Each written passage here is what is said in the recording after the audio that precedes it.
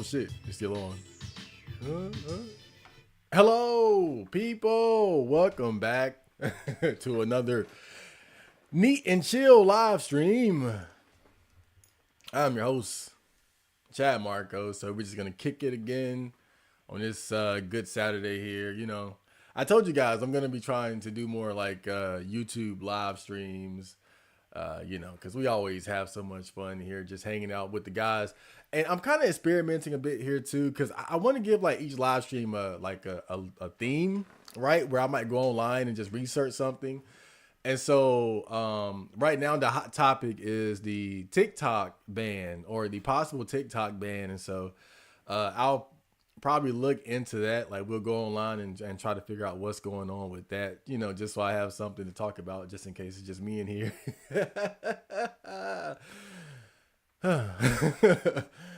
Oh, how you guys doing? Hellbreaker, welcome to the stream. Always great to see you here, man. That's one of the triple OGs. Hold up. Let me get so I can put this in the right spot. Okay, now I can see everybody. I'm glad I managed to catch that stream. Yeah, welcome. We neating and chilling. First time I heard that dark autistic QT because of your video. I had no clue she existed and don't understand why women expose themselves to 4chan communities. But did you watch the interview? Did you watch the interview that I did with her? Because she kind of talked about that a little bit, because we addressed the whole, going to 4chan, going to R9K, going to R9K, seeking attention and things like that. And she pretty much confirmed what most of us have already suspected. Girls like going there because they can get a lot of attention. They can be a big fish in a small pond, and she didn't shy away from that.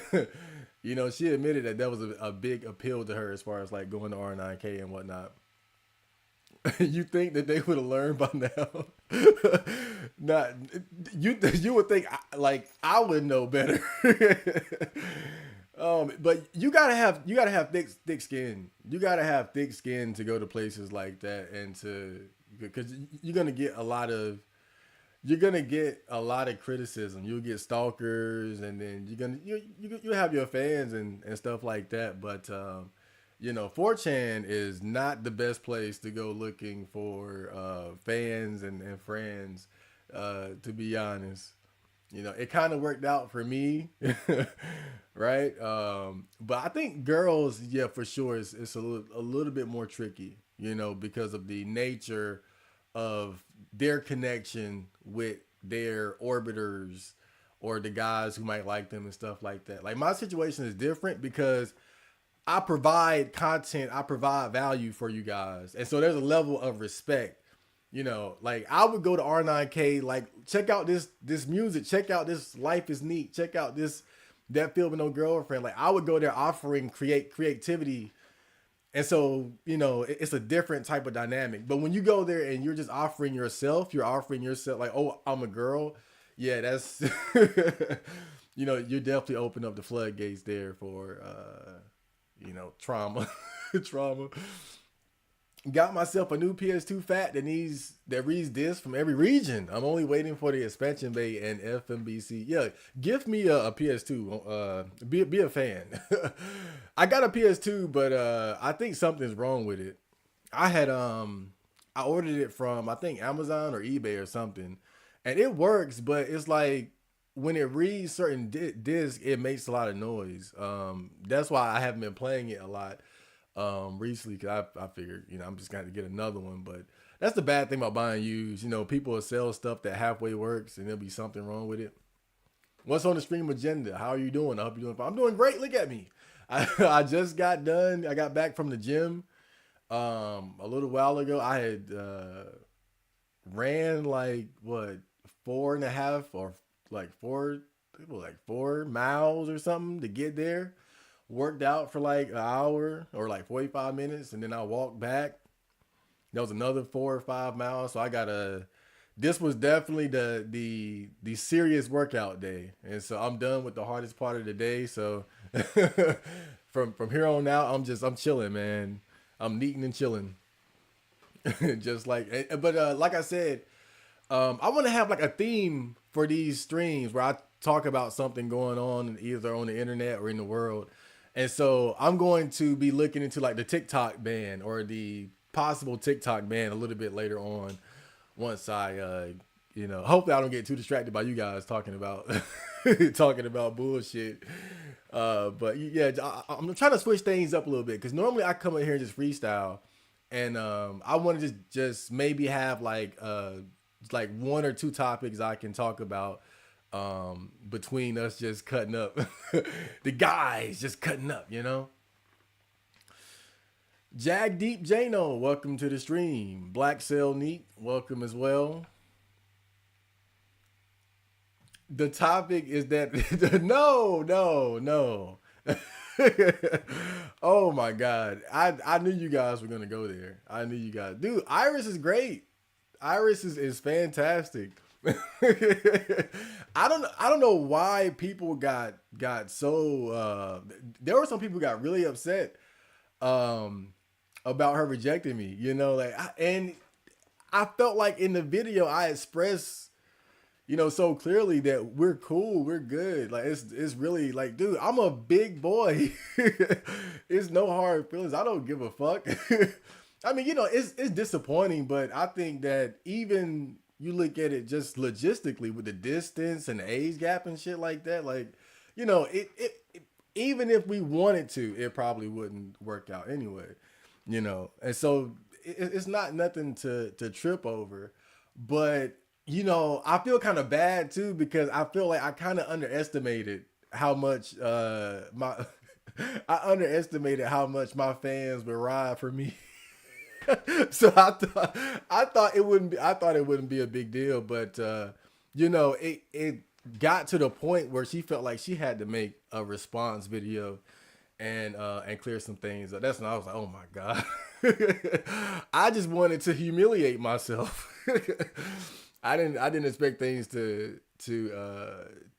get wow like that, but overall it's not a big deal. It's all good, man. It's all good. She is a no, I don't. I really don't. I don't think she's a narcissist. I don't think she's, I mean, I think she's she likes attention, right? Because going to R9K and shit like that, she's admitted to that. But I don't think she's a narcissist or anything like that. She's not obligated to like me just because I might think or you guys might think that we were compatible. I haven't seen the interview. I don't think I'll give her any more attention. Check it out. Check out the video. You gotta get full context. That's all I'm saying. You gotta get full context to understand, right? Because that's where it all started. Because I think if you don't watch the video, then you might think that it's just she's just some R9K thought. Not like she's cool. Like she's really cool.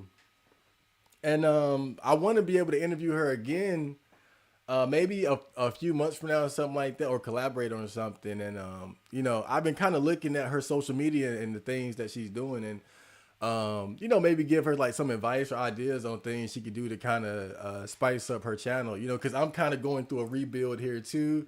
I'm just trying to be more active. Like this month, I've been going crazy. If I'm not uploading a video, I'm doing a short. If I'm not doing a short, I'm doing a live stream. And so I'm really in my content creator bag right now. And so I'm really looking to branch out and start collaborating with other people. Because it's a lot of other great creatives out there. How old are you, bro? I'm 31. He's 31, turning 32 in June. You guys know too much about me. Oh yeah. Black don't cry. Hey, I know. I know. Yeah. But really most of it is just taking good care of yourself. I work out, drink a lot of water and shit like that. I think like such a significant portion of like premature aging, I think it's just getting fat. I think getting fat is like half of it. People just getting overweight. Like if you just take good care of yourself and you stay fit, like that'll keep you looking younger in of itself. Like I remember when I was 25, everybody thought I was 18. Now at 30, people think I'm 25, So that's if you stay fit, you basically take about 5 years, right?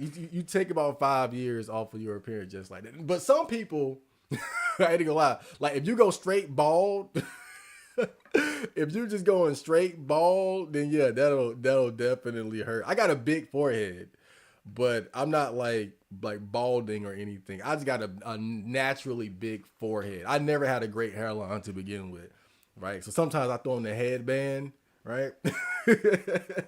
Throwing the headband and whatnot. But yeah, like that'll do it too though. It don't matter how fit you get. If you going bald to the point where you gotta just cut that, yeah, that'll kill that looking 20 in your 30s thing real quick, real fast. It's crazy how every well, hold on, I skipped one. Started watching Dragon Ball in honor of Toriyama. Hey, and I said I'm gonna start doing like reviews of the Dragon Ball Z movies coming up very soon in honor of the great Toriyama. You guys know I got the Super Saiyan Kush mixtapes, so you know I'm heavily inspired by the works of Akira Toriyama. Like not just as far as like working out and stuff, but even like my music. But the day after he died, I had actually I went running, and while I was running, I was just thinking about all the times I had thought about Dragon Ball Z while I was working out, and just how much of a big inspiration Dragon Ball was for me as far as like pushing myself in terms of fitness, because you always think about Vegeta in the gravity chamber or the guys in the hyperbolic time chamber and shit like that. And yeah, it's it's just it's amazing how inspiring his work. And I know I'm not the only one, right? And it's like it's just amazing how many people he has touched with his body of work. Like I mean, just a legend of legends without a doubt. Every year, a new wave of niggas rediscover women, love, and we get a new wave of women obsessed influencers, then turn into variety streamers. Rewrite that so I can understand what you're talking about. PlayStation games all day. Welcome to the stream. I saw Iris streaming on Twitch today. Her personality is mid. Yeah, I know she streams on Twitch. But that's part of the reason why I want to kind of just give her some pointers, cuz I kind of got the feeling that she might be depending too much on I'm a girl, and you gotta if you can, you gotta kind of expand beyond that. I think she has more potential. Like she has the girl advantage one, but if you can take that and expand upon it, then the sky's the limit. Because people are always gonna be more drawn to you, just based on the fact that you're a female, just on the fact that you're a girl. So she has a big advantage over a lot of, well, pretty much every male streamer in that, right? So if you can take that and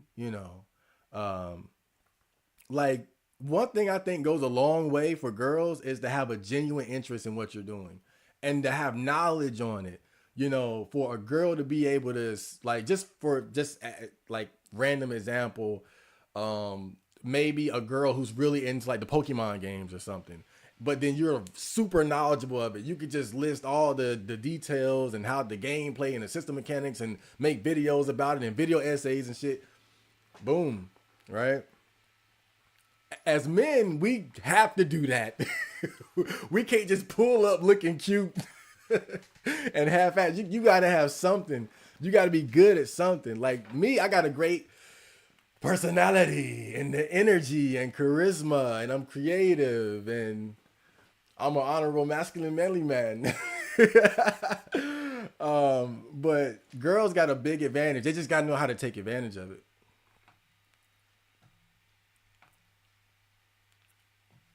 I had that PS2 issue with my Slim. I gave away to a mom and pop shop, and told them about it. Anyways, thing is that Slim tend to scratch this as times go on. I didn't know that. Shit, maybe I need a fat one. Have you seen her leaked Tinder messages with the? Oh no, I'm not. I'm not.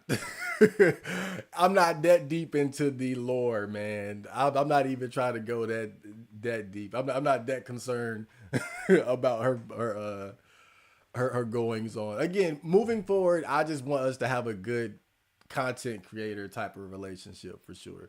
Cause she's just cool. But whatever she's doing on Tinder, that's her business. Turns yeah, she was Canadian and turned off by the age difference. Oh, boo hoo. Oh man, how sad.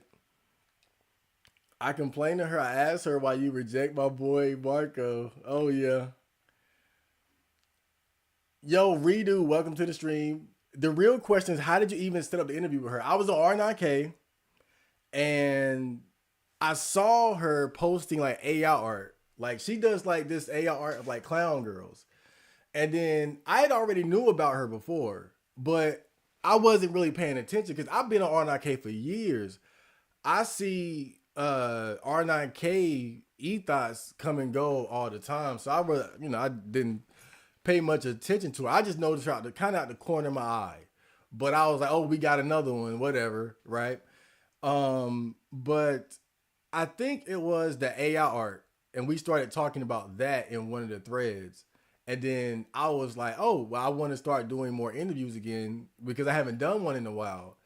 And I was like, here we go. Might as well ask her. And she was all for it. She was all aboard. And we had a great interview. It's a shame I had to fuck it up by asking her out, which is exactly why I didn't want to do that in the first place. But it's all good. And even now, I'm talking to like one or two more girls from R9K who maybe want to be interviewed.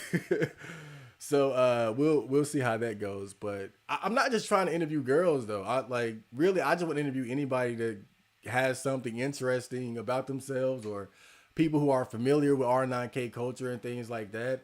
And Yeah, that's pretty much what I'm looking for. I don't want to be interviewing just a bunch of girls. I'm trying to just touch many different bases and have different conversations. I was trying to get an interview with, I don't know if you know who he is, but it's like this autistic guy named Samuel, who gets posted on Poll and R9K every now and then. And, he has a liaison who was trying to set me up with him to do an interview, but he didn't want to do it. I guess he's too private. But yeah, that's pretty much my MO right now. I'm just trying to, between the regular episodes where I just have a particular main topic, I want to just talk to different people. Doesn't necessarily have to be somebody from R9K though. Just somebody that's interesting or I got something to talk about. Women like attention a lot more than men. The ceiling for narcissism in women is far on another level, and that's just the double standard of life. I'm not referring to that femboy specific. What femboy? Oh man. But look, I like attention as far as like as a content creator and things like that. Like it's fun. It's fun getting attention. It's fun. So I'm not gonna sit here and say, oh no, attention. But I guess I would say I like attention like in a controlled type of environment. Like right now, like I can get online and we can all just kick it, and you guys are throwing me questions and I can respond. And it's not also like it's not just about receiving either. It's about giving. You create, like I spend hours creating things and putting videos together and trying to offer value. And then of course I enjoy the attention that I get from what I create. So I feel like it's a mutually beneficial thing. And that's what I always try to maintain. I don't want to just be out here just attention. I always try to either provide something valuable creativity or as far as like wisdom and information. Like the video I did where I was talking about the poisons in the food, like how they put the toxic chemicals in the various foods, stuff like that. Just trying to offer some value on top of just enjoying being able to kick it with you guys like this. um, but definitely, if I'm not in the mood for it, like most of the time when I'm out in the world, I'd rather just blend in and or be under the radar. You know, like I got to be in the mood for it. But I'm just saying, personally, I didn't really get that vibe. I didn't get that vibe from her that she was a narcissist. I didn't really get that. But do she like attention? Definitely. But I think a lot of people enjoy attention. You're looking big now. I mean, I think I'm probably about the same size. I don't think I haven't gotten much bigger. I'm not exactly sure. I haven't weighed myself in a while, but I don't think I'm like much bigger. I had gained weight during probably during like the winter, but I always gain weight during the winter. So I'm actually trying to like drop probably about 5 pounds or so because we're going into the warmer season. So I'm starting up running again and shit like that. So maybe that's why I'm looking a little bit bigger, but I don't really feel right like everyone in the hood started watching Dragon Ball these past weeks or so. I'm not gonna dick ride Dragon Ball Z just because Toriyama died, but it is a good anime, just not my favorite. I mean, yeah, cool. I mean, some people just don't have that kind of deeper connection with it. Me, I do. So I'm gonna do a little bit of dick riding and watch some good old Dragon Ball Z movies. I'm not gonna go back to the series though, because that's like what hundreds of episodes. Nah, I'm gonna just watch some of the movies and do some reviews. And really because this year I want to focus on watching like new anime that I haven't seen, and maybe like I think during the summer I want to start Naruto Shippuden, because I never seen that, and I know that's a big investment because it's like 500 episodes, and like 200 of those are like filler or some shit. So I know once I start watching that, that's game over.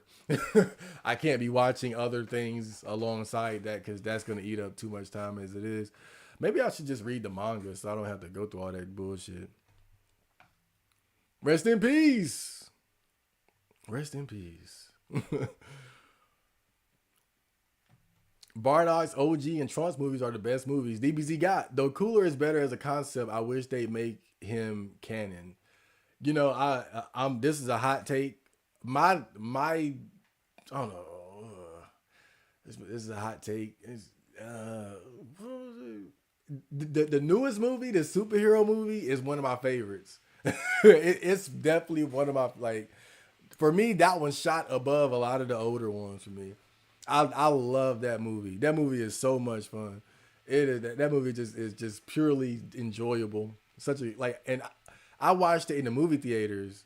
The cool thing was when I went to the movies, they were like, "Do you want to watch it dubbed or sub?" Like they had both options at the theater. I'm like, "Whoa,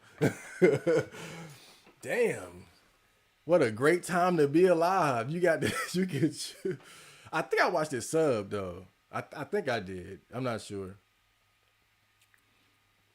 When Goku turned Super Saiyan 3 just by pure will alone, that was a dope moment. I didn't like Super Saiyan 3. You talking about when he was fighting Fat Boo? I didn't like Super Saiyan 3. I think that was when Akira Toriyama started losing the plot, as they say. And I think this is the problem with transformations in Dragon Ball Z since like the Buu saga really made so many mistakes along the way, and I think that they continue with those mistakes because if you remember, but previously a new transformation was a big deal. It was a game changer. Like that's it. Like once I get this, you gone like that, right? And because you think about it, Goku turned Super Saiyan the first time. That was it for Frieza. Gohan turned Super Saiyan 2. That was it for Cell. If not for his cockiness, like he could have ended that right. He could have ended that right there. And still, that was Super Saiyan 2 is what allowed him to defeat Cell in the end anyway. But with Super Saiyan 3 is like Goku, like it was just weird because it didn't come at like the pivotal moment, it was like he just pulled up on Fat Boo, like, let me show you something real quick. Like, hey, stop. Hey, what's up? I got a trick I want to show you. And then they fight a little bit, but it was weird because Goku was on borrowed time because he was only allowed to be on Earth for like a few like a day or something like that. And then like they were in the midst of like this was Fat Boo, so he's not even like going through the transformations yet, and you're already bringing out Super Saiyan 3. You know, like that. I don't like that. And then you go beyond that. You go beyond that, and they keep making those mistakes into Super, right? Where Goku gets Super Saiyan God, and it's not enough. They get Super Saiyan Blue, it's not enough. You get Ultra Instinct, it's not enough. Like that's the problem. Ultra Ego is not enough. Like transformations don't mean anything anymore because they get them and they still lose. Before it was like you changed the game, you elevated combat to a whole nother galaxy. Now it's not like that. You transform and you still get your ass beat. And so that's why I'm not a fan of Super Saiyan 3 because I don't think it was utilized correctly.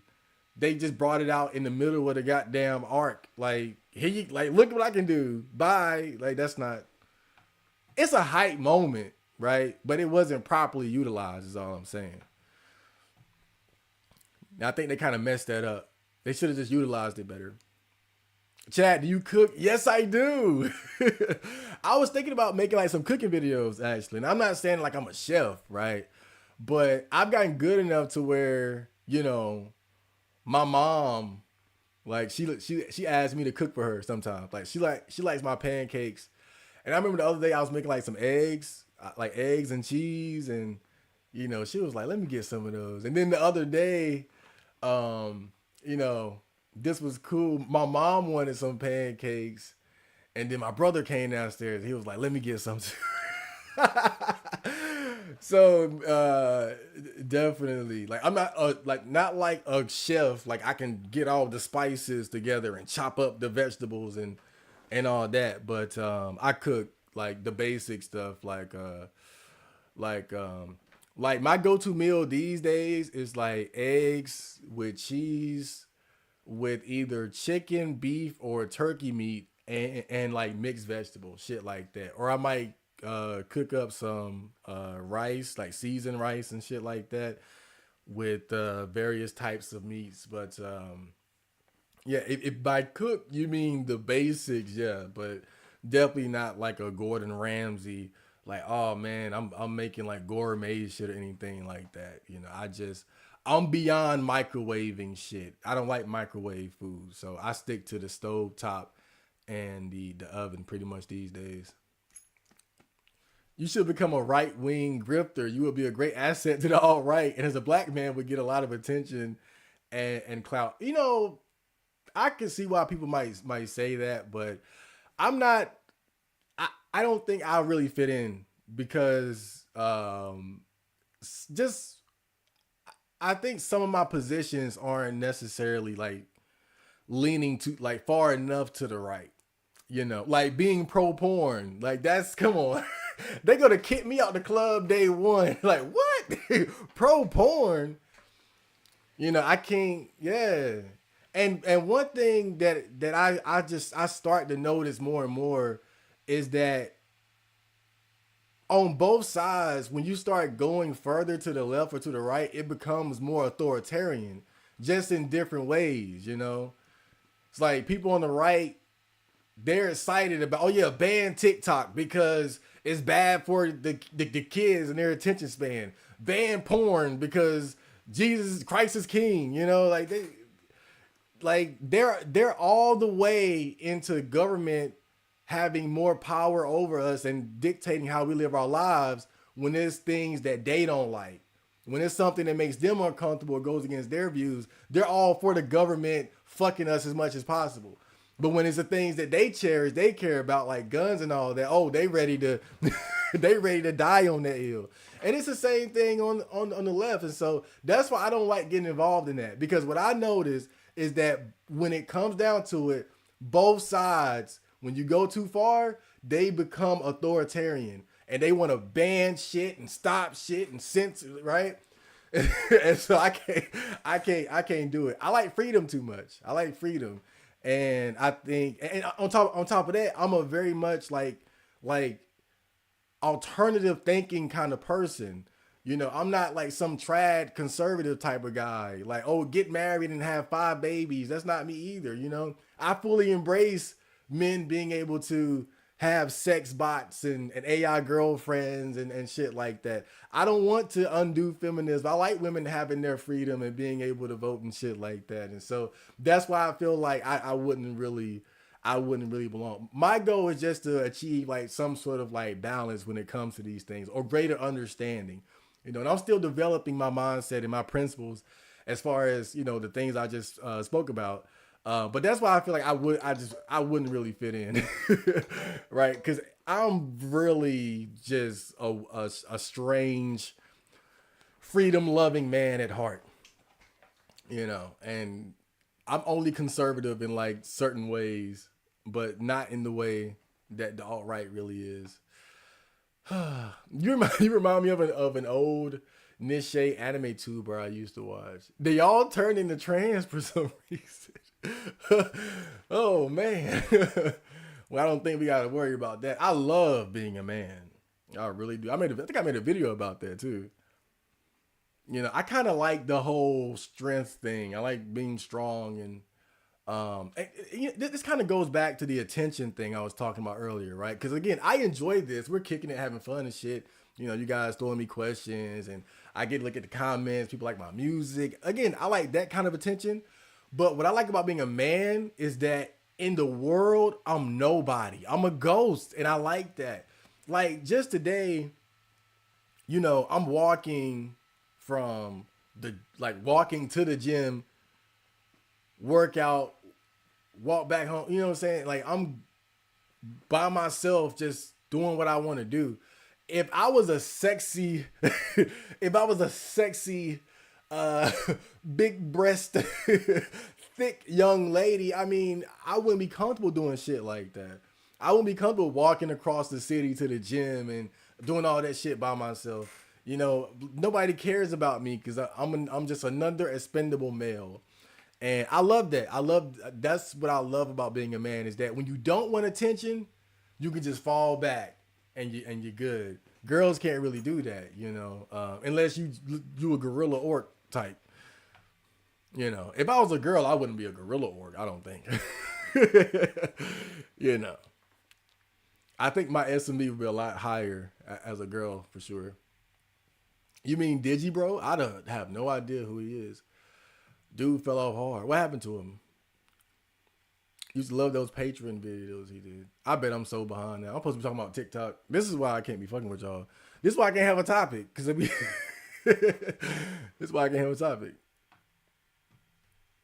Yep, Marco become a right wing grifter. His appearance doesn't come off as conservative. Look at it. Come on now. Come on now. I got the hippie shades on today. Got the headband, the dreadlocks.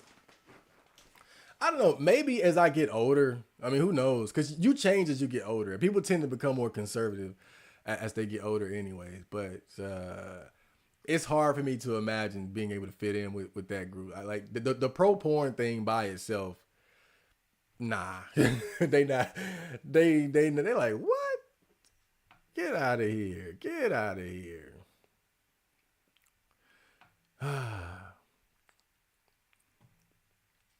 I officially turned into a wizard. It's official. I thought something magical would happen, but nah, I just made a cake out of ramen and blew out a single candle alone. Need for life. Hey, that sounds like I think I was on here for my 30th actually, and I had like a little. I think I had like some cakes, like some Debbie cakes mashed together with some candles on it or something like that.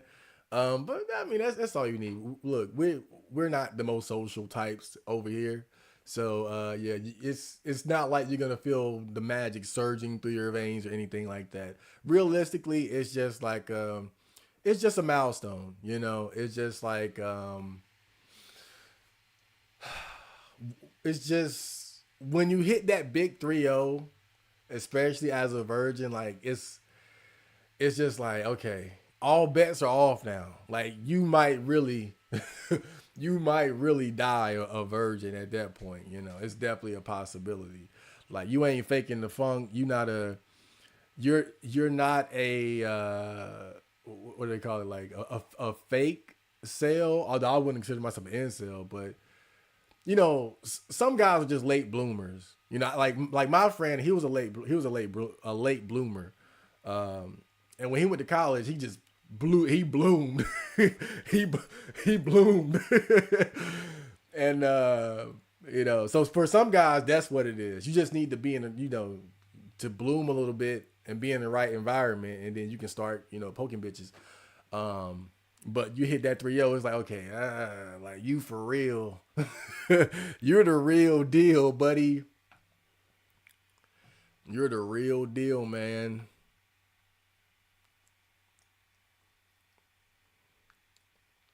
You're the real deal. Oh boy. Okay. Yeah, I'm way behind. And Dragon Ball Z helped me get through the hell we call high school. It helped so. Oh man, it's touched so many. It's touched so many people. It just definitely cannot be understated.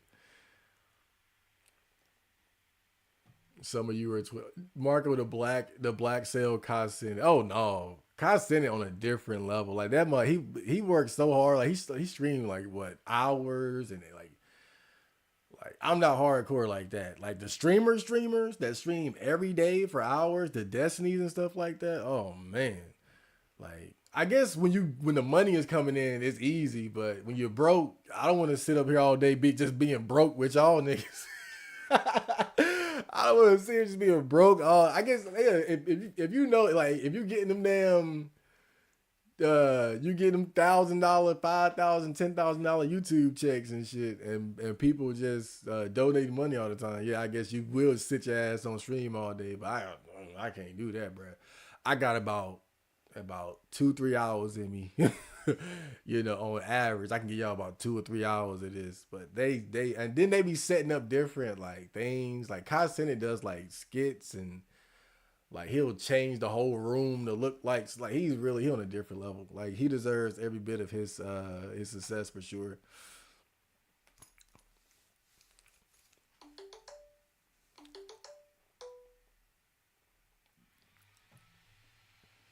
Don't watch any series because the creator died. It's way better to rediscover TV shows from your childhood randomly. Currently watching Fillmore. That show was epic. I've been thinking about going in and watching Yu-Gi-Oh! Actually, I'm not gonna be able to because I'm already tied up with too many animes. But that's the one that's been on my mind. Yu-Gi-Oh! Because I never really sat down and watched it. Like Yu-Gi-Oh! Was always the show that was on, but I wasn't watching it. I was either on my Game Boy or playing the game or doing something. I had the cards and shit, but I don't think I ever really just sat down and was like Yu-Gi-Oh, Yu-Gi-Oh. And that's one that I kind of want to go back and watch. But I didn't know Yu-Gi-Oh was like 200 episodes or something. Like I don't even want to watch GX. I just want to see like the OG Yu-Gi-Oh. I was like, damn. I was like, how many? I was like, if it's just like 50 episodes, I'll watch it. I thought it'd be like Gundam or something. Like, nah, like 200. I said, oh, I can't do that. I can't do that. Like, I'm about to put that off for later.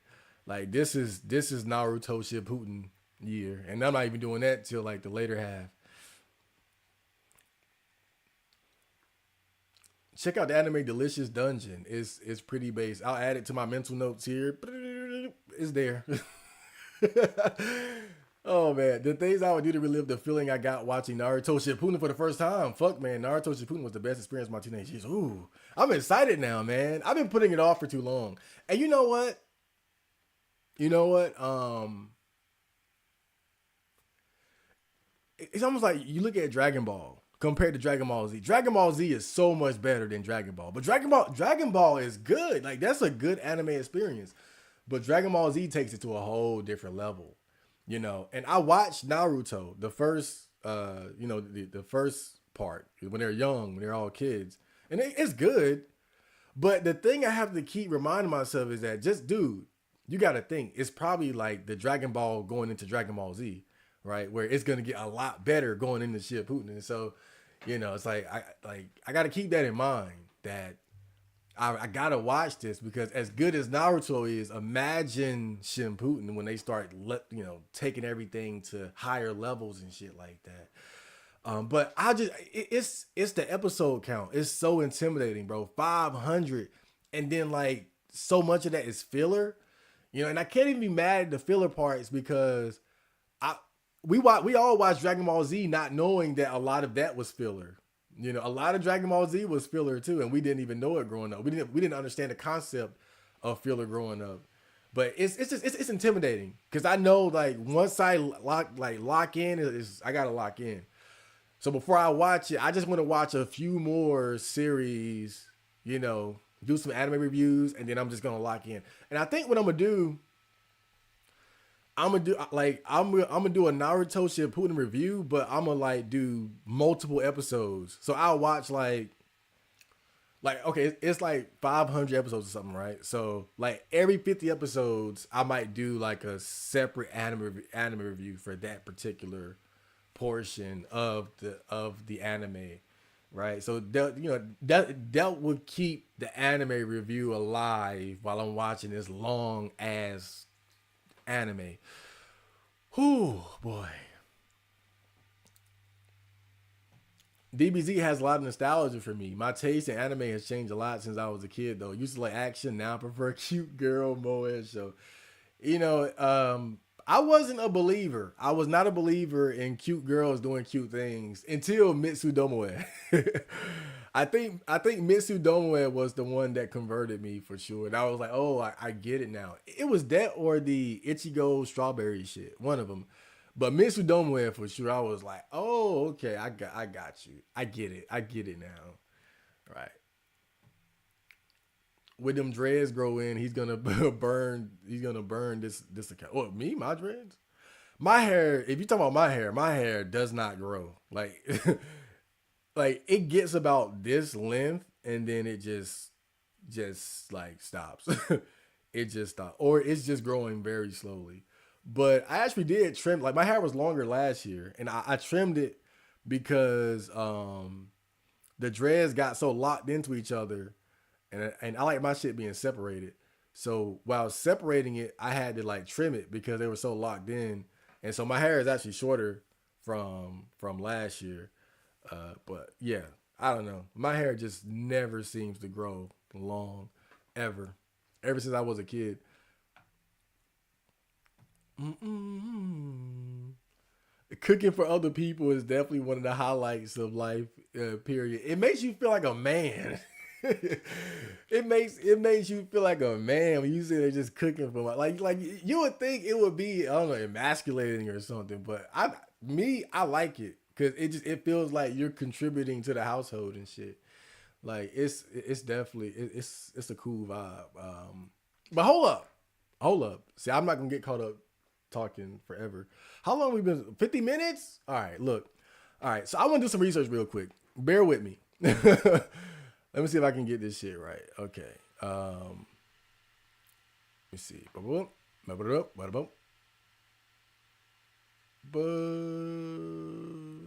Oh no. Okay. So I want to look into the TikTok ban real quick. What do you guys know about TikTok?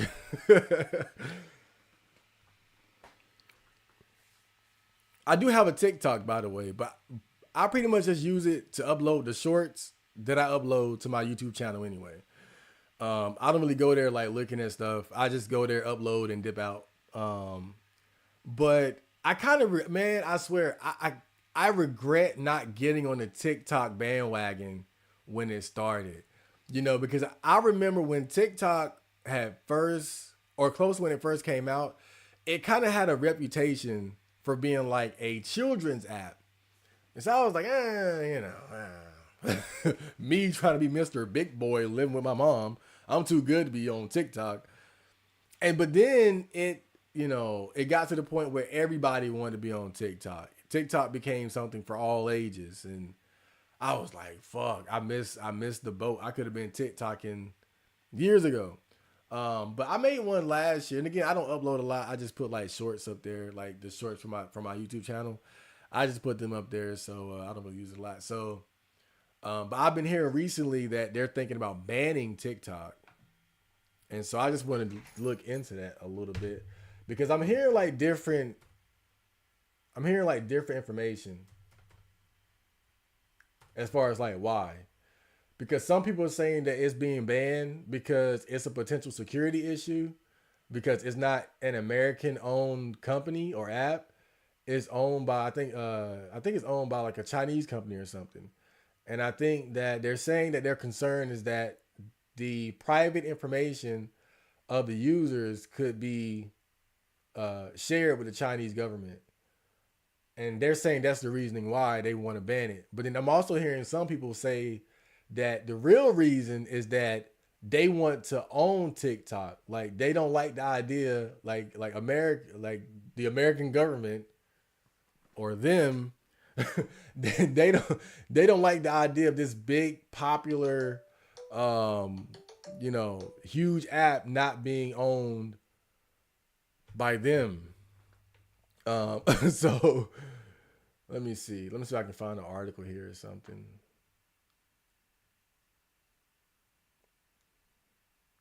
Mm-mm. Mm-hmm. Mm-mm. Let me bring up my screen. Let me see here. Oh, look at us. Yeah, that was quick, huh? All right. So let's look here. Okay. So I'm gonna try to find different sources and shit. Cause there's always the mainstream narrative, but then there's the truth. Why the House voted to ban TikTok and what could come next? The House voted overwhelmingly Wednesday to approve a bipartisan bill that would require ByteDance, the parent company of TikTok, to sell the social media app or face a ban on all U.S. devices. The vote was 352 to 65. Oh, you guys are fucked. Like TikTok is fucked. The legislation's fate. Oh, get out of my face. I ain't donating. I'm broke. The legislation's fate is unclear in the Senate. The top two lawmakers on the Senate Intelligence Committee, Senator Marco Rubio, R. Flaw, and Mark Warner, Diva. What is that? What? D. What? Whatever. Released a joint statement praising the House bill and urging Senate action, but the timeline is unclear. Several lawmakers have suggested the Senate should hold hearings on the legislation before moving forward. Representative Mike Gallagher, who chairs the House Select Committee on China and is the lead GOP sponsor of the bipartisan bill, maintains that the bill does not amount to a ban of the video sharing app. What we're after is not a ban, it's a forced separation, Gallagher told NPR. The TikTok user experience can continue and improve so long as ByteDance doesn't own the company. And so this is what I've been hearing where it's like why they want to ban TikTok is because of the company that or the people that own it and their connection to the Chinese government. And they're worried that because of that connection, they will be in position where they will have to share the personal information of American citizens with the Chinese government. But again, it's like that's the mainstream narrative. The conspiracy is that they just want to own it because they want the money that can be generated from owning TikTok. They want the money, the influence, and the power that comes from owning one of the biggest social media sites on the internet. In practice, however, the bill would ban TikTok in the United States. Both the company and China historically have refused to consider divestiture. All right. So they're basically saying like there's no way this is gonna happen. There's no way they're going to divest and allow somebody else to own it. TikTok has said the banning of a social media platform would amount to a violation of the free speech rights of millions of Americans. Gallagher says classified and unclassified national security assessments show that the app is a threat to user privacy and that it's been used to target journalists and interfere in elections. Top officials from intelligence and national security agencies conducted a classified briefing on their analysis for all House members on Tuesday. Classified information is not made public in part because it deals with matters of national security. However, officials have not offered a public evidence of the Chinese Communist Party using the app for surveillance or propaganda purposes. Though experts say it is theoretically possible that Beijing could use TikTok to push its agenda. So they're saying that this is a possibility, that the Chinese government could use TikTok for surveillance and propaganda, but they don't have any concrete evidence of this. So again, this is another kind of red flag here. And I'm not trying to put on my conspiracy hat today, but I'm not dumb either. So I know how these things work. When you are in the government and you're scheming and you're trying to either gain power or manipulate the people or take advantage of the citizens, you always got to have a narrative. There has to be a reason for what you're doing. There has to be a justification for it. So they're not going to just jump up and say, let's ban TikTok. It has to be an excuse. And one thing I've heard somebody say is, why are they so concerned with TikTok and its connection with China when you have other apps that can be used by American citizens that also, are owned by, I guess, Chinese companies or whatnot, and then they don't have that same energy. They're not concerned with that. Now, obviously, TikTok is much, much, much bigger, but if you look at it, technically, if the issue is apps that are owned by Chinese companies could possibly be forced to share private data with the Chinese government, why are you only focused on TikTok? Why does it not matter all these other apps, right? And so that's another suspicious aspect of it. They're laser focused on TikTok. If that's my excuse, that's my narrative. I'm like, well, we got to address all the apps. Because if TikTok is a problem, then every app that's not owned by American companies could potentially be a security risk. FBI Director Christopher Wray has also publicly testified about his concerns about the app, including during an appearance last week at a Senate hearing on worldwide threats to U.S. security. In that testimony, Wray told members of the Senate Intelligence Committee that the Chinese government could use the app to control software on millions of devices, among other concerns.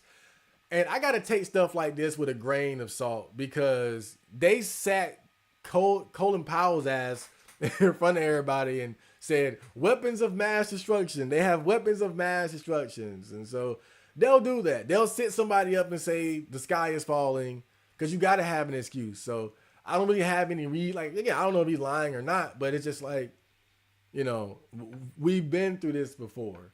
I'm not going to just blindly believe you because I know you're going to find an excuse. I know you're going to find a justification for what you're doing. We're not sure that we would see many of the outward signs of it happening if it was happening, Ray said. The bipartisan measure was unanimously approved last week by the House Energy and Commerce Committee. Lobbying campaign flooded office on Capitol Hill with calls.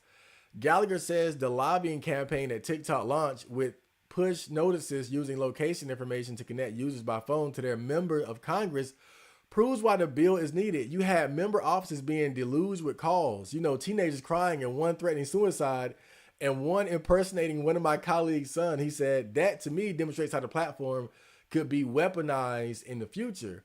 The bipartisan bill dubbed the Protecting Americans from Foreign Adversary Control Applications Act.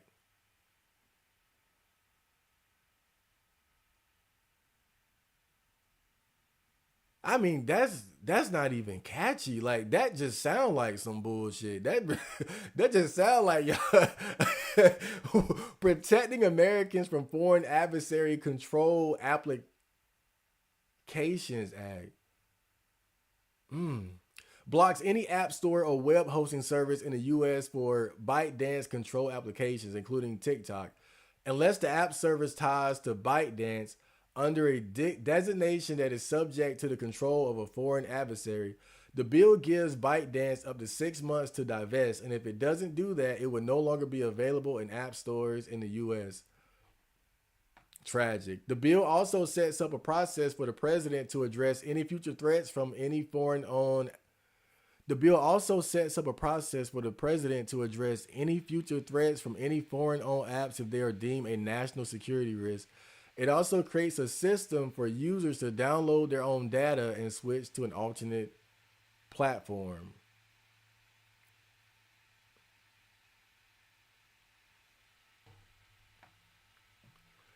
Again, I can see why, like, I can get the logic of being concerned about another country having access to private data of your citizen. I get that. You know, I'm just suspicious of, like, is that really the core reasoning? Because I just feel like at the same time there are just so many power hungry people in America. And I can imagine like the seething of knowing that you have this huge platform, this huge social media app that's the best thing smoking pretty much, and you have no control over it. You have no influence over it. Cause again, they want to own part of it. And so to me, that kind of it shows that there is a certain degree of understanding. Like, I want to not, like, it's not about just banning it. I want to control it. So somebody else doesn't control it. So again, it is a little sketchy to me. It's a little sketchy to me, but I feel like it's gonna happen regardless. Like, it just seems like there are just way too many representatives and politicians who are just gun ho about this bill, like they really want it. Opponents cite freedom of speech and the economic impact of a ban. At 27 years old, Florida Democratic Rep Maxwell Frost is the youngest member of Congress, and he opposes the bill. I think that it is a violation of people's First Amendment rights, he said. TikTok is a place for people to express ideas. I have many small businesses in my district and content creators in my district, and I think it's going to drastically impact them too. Yeah, there are a lot of people who make money off of TikTok, and so if TikTok is gone, boom, goodbye. Well, I got music on TikTok, shit. And just real quick, another thing I think about, like, look how like Google consumed YouTube, because remember YouTube was a separate entity, and then Google bought YouTube, and now YouTube is under the Google umbrella. And so I would imagine, of course, something like Google would love to own TikTok and have control of TikTok. And then it's going to dictate certain things as far as like rules, and you can't say this, you can't do. Now all the censorship that we have to deal with YouTube and other these other sites, we're going to have to deal with TikTok and whatnot. I kind of feel like that's part of it too. Whether they'll admit it or not, I think that's definitely a part of it. He and other opponents say the bill is being rushed through and that many lawmakers don't grasp the impact it could have. TikTok declined an interview with NPR. In a statement, a spokesperson said the government is attempting to strip 170 million Americans of their constitutional right to free expression. This would damage millions of businesses, deny artists and audience, and destroy the livelihoods of countless creators across the country. Advocacy groups, including the American Civil Liberties Union, have called the bill's censorship plain and simple, arguing that jeopardizing access to the platform jeopardizes access to free expression. And see, that's another thing that I've been hearing is that, again, the Chinese connection is the justification, the excuse, but it's also the fact that they don't control the propaganda, or they don't control the agendas or what's being pushed on TikTok like they do on these other sites. Like, one thing I've heard a lot of people talk about is how you see a lot of like pro Palestine and pro Gaza stuff on TikTok, where stuff like that might be buried on that goddamn ice maker, might be buried on like a YouTube or something like that.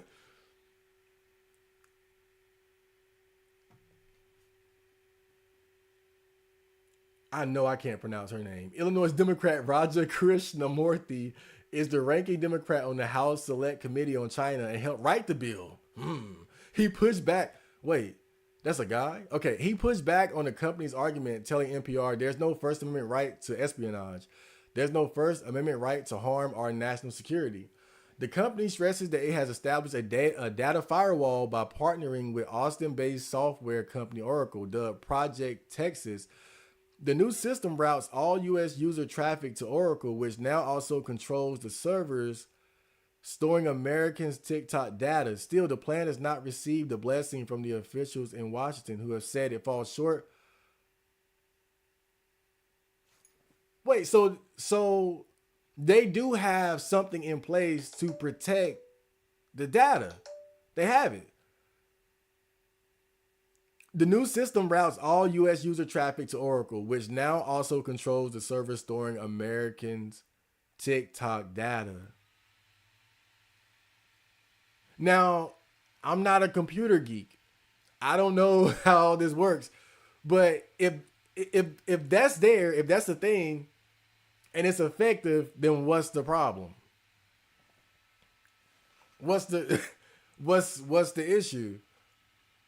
Now I would have to look more into that to see how efficient it is. Does it actually work? I don't know. It sounds nice on paper, but it could still have an exploit. Maybe it doesn't work as well as they say. Maybe it's right. Maybe there's more to it. Again, I'm trying to look at both sides of the argument here. But Krishnamurthy says he and other lawmakers reviewed the efforts and says the company's claims about its safeguards were false. Whether it was TikTok saying that, oh, American user data is not going to be accessible to anyone in China, again, wrong. That was also proven false. And then they said that American user data is not going to be used to target anybody again. Wrong. That was false. Even opponents of the bill expected it to easily clear the House. So TikTok is focused on blocking action in the Senate, according to a source familiar with the effort. CEO Shuzi Chu was in Washington this week and on Capitol Hill to discuss the bill with lawmakers. Missouri Republican Senator Josh Hawley backs the House bill. He says he's frustrated that Congress has failed to move tech legislation and argues TikTok is different from other apps. The really only reason to ban it is a major national security concern, and that makes it very different from Google and Meta and the others who do all kinds of bad stuff, but they are not effective subsidiaries of a hostile foreign government. Damn, they put Google on blast. But I do remember when Mark Zuckerberg had to go up to Congress because something about Facebook and user privacy and stuff like that. So yeah, I mean, and I'll say this too, though, in defense of the bill, like even with the social media apps and companies that we have in our own country, there have been issues. That's why Zuckerberg had to take his ass up. He had to take his ass up there and talk in front of Congress and stuff. So, right, that's a feather in that cap for that one. Presidential campaign politics could impact path for bill. Former President Donald Trump, the presumptive GOP presidential nominee, proposed a ban in 2020 when he was in the White House, but he does not support the House bill. Huh. So he wanted to ban TikTok in 2020, but he doesn't support the House bill. So maybe there's something specific about it that he's not for. When he served as president, he vowed to ban the social media app. Trump explained his new opposition in an interview with CNBC on Monday, saying that despite the possible security risks, he opposed the ban because it meant users would move to another platform that he considered more dangerous. There's a lot of good and there's a lot of bad with TikTok, but the thing I don't like is that without TikTok, you can make Facebook bigger. And I consider Facebook to be an enemy of the people along with a lot of the media, he said. President Biden's campaign posts regularly on TikTok, but the White House has said if a bill is sent to his desk, he'll sign it. Man, he playing both sides. He owns TikTok. He using TikTok, but he would have...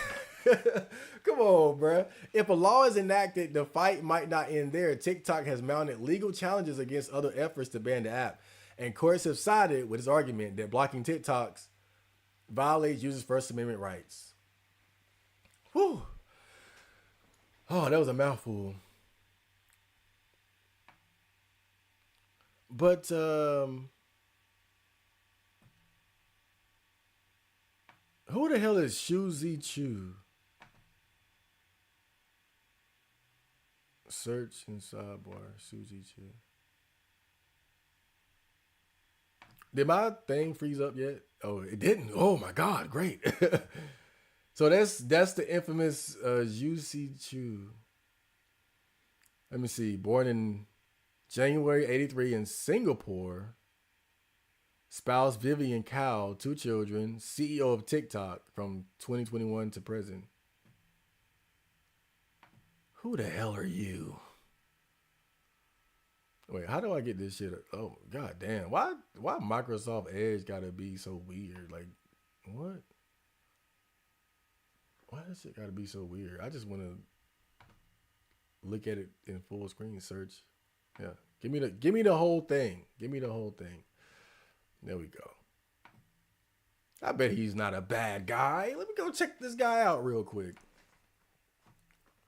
I don't have a lot of information on him. He's an entrepreneur, businessman. Okay. His father worked in construction. He served national service. He was a commissioned officer in the Singapore Armed Forces. Badass. After military service, he went to University College London. He graduated with a Bachelor of Economics. He completed a Master of Business Administration degree at Harvard Business School. Completed a summer internship at Facebook prior to his IPO. Okay. Okay. He worked at Goldman Sachs as a banker.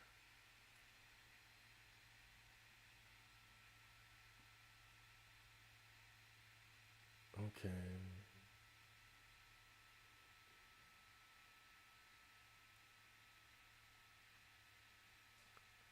Okay. In March 21, he replaced TikTok CEO Kevin Mayer, who was only on the job for 3 months.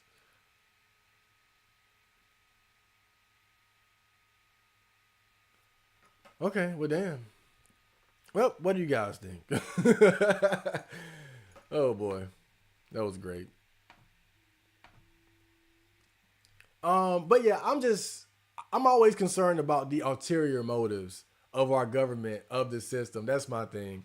And I know I'm Mr. Conspiracy Guy, so of course, but I think it's important. It's important for Americans, really. Well, if you have the, if you don't live in like an authoritarian hellhole where they'll just throw you in the gulag, then you should question the government because there are just too many examples of oh, hold on. Let me get. I'm just sitting here chilling. There are just too many examples. There are just too many examples of the governments manipulating and taking advantage of their own citizens by not giving them all the details, or they'll present a certain case for restrictions or new laws and policies, but they actually have an ulterior motive to gain greater control or power, or to some sort of like maneuvering. And that's why I'm suspicious. That's all I'm saying. I'm suspicious about it. I gotta say though, because I'm not a big TikToker, if it did get banned, I wouldn't be too heartbroken about it. I wouldn't be like super sad. But I would be sad for the people who love TikTok. Like, I'll say that. I'll be sad for the people who do enjoy TikTok. And one thing that I didn't know about, like, I didn't know TikTok wasn't like an American owned company, and some people look at the amount of freedom on TikTok as being greater than what you can get on other apps. And me, I love freedom. Right? As far as like things you can talk about and how you express yourself, and shit like that. And I think that's kind of what bothers me the most about it. Because I feel like if that's true, again, I'm not a heavy TikToker, but if that's true, then that's a loss. That's a loss because I think moving into the future, we're gonna see more and more internet restrictions and things like that. Probably a digital ID, So I'm definitely concerned about stuff like that. You know, being one of the early interneters, one of the early guys on the internet when it was just completely wide open and shit. You know, those line wire days. Early YouTube, remember early YouTube before all the copyright shit and the all the companies being involved in the ads. YouTube before the ads and the censorship and community guidelines. Like, oh man, before it was just so sterilized.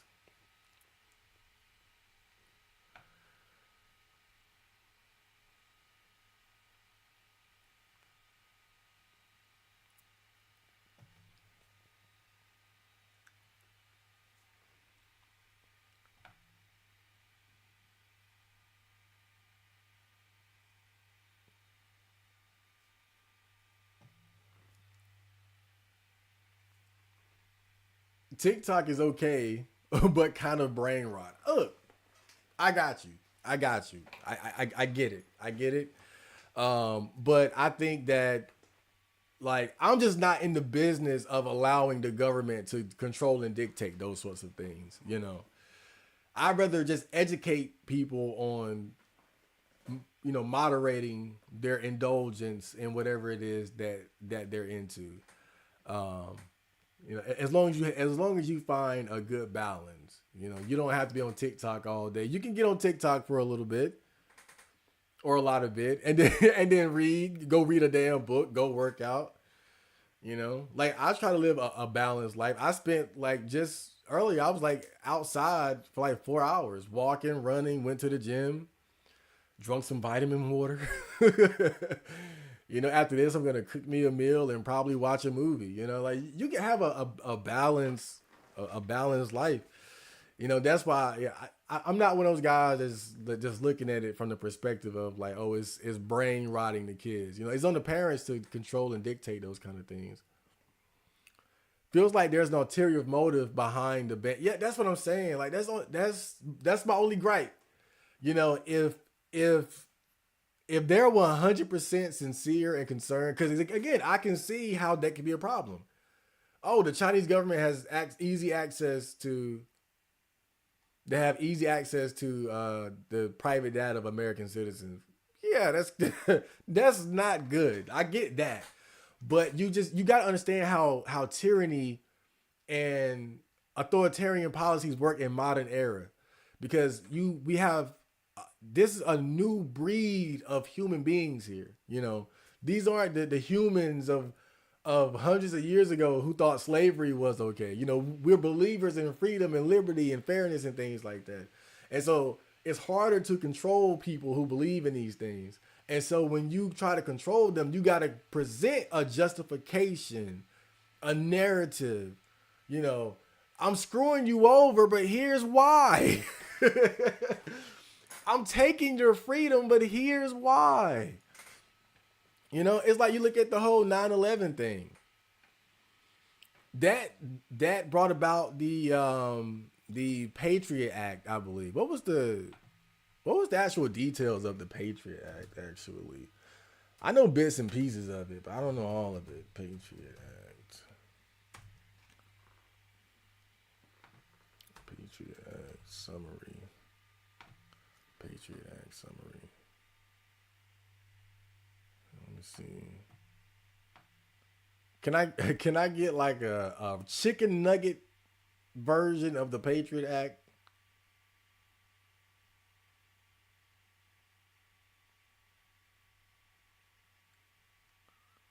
Hold on, let me see.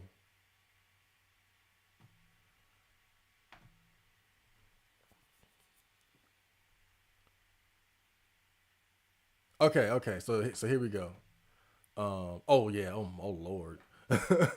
Okay. Let me. Hey, camera guy. Can we switch over back to the? Okay, there we go. All right. All right. So the Patriot Act. The USA Patriot Act, commonly known as the Patriot Act, was a landmark act of the United States Congress signed into law by President George W. Bush The formal name of the statute is the Uniting and Strengthening America by Providing Appropriate Tools Required to Intercept and Object to. So you remember like what I said earlier about the name for the app, the app shit. Like, don't it sound just like this? Like, it's just this long ass name that sounds like they just hiding shit. Like, it sounds nice, but it's like, hold up, like what is this really? The Patriot Act was enacted following the September 11th attacks and the 2001 anthrax attacks, with the stated goal of tightening U.S. national security, particularly as it related to foreign terrorism. In general, the act included three main provisions. So, again, authoritarian policies and tyranny, how it works in the modern era. And you know, we all know that the 9/11 conspiracy is that they allow it to happen to justify going to war. I'm not saying that's true. I'm not saying that's what it was, but let's just look at it from that lens. Okay, you allow it to happen. Now you have a scared nation. Now they're going to allow you to do things that are going to restrict their freedoms and their liberty. So it expanded surveillance abilities of law enforcement, including by tapping domestic and international phones, easier interagency communication to allow federal agencies to more effectively use all available resources in counterterrorism efforts, and increased penalties for terrorism crimes, and an expanded list of activities which would qualify for terrorism charges. All right, now I'm going to be a little unfair here and go straight to the controversy. The USA Patriot Act has generated a great deal of controversy since its enactment. The opponents of the act have been quite vocal in asserting that it was passed opportunistically after the September 11 attacks, believing that there would have been little debate. They view the act as one that was hurried through the Senate with little change before it was passed. And so you see now with the act regarding the TikTok, regarding the TikTok ban, you also saw that one guy who was saying the same thing. They're rushing it. They're just trying to get it through real quick. You see the similarities here. The sheer magnitude of the act itself was noted by Michael Moore in his controversial film Fahrenheit 9/11. In one of the scenes of the movie, he records Congressman Jim McDermott alleging that no senator had read the bill, and John Conyers Jr. as saying, "We don't read most of the bills." Do you really know what that would entail if we read every bill that we pass? Congressperson Conyers answers his own question, saying that if they did read every bill, it would slow down the legislative process.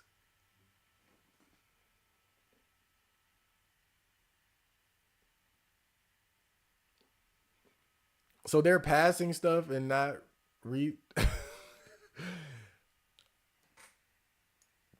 Okay. As a dramatic device, Moore then hired an ice cream van and drove around Washington, D.C. with a loudspeaker reading out the act to puzzled passerbyers, including a few senators. Moore was not the only commentator to notice that not many people had read the act.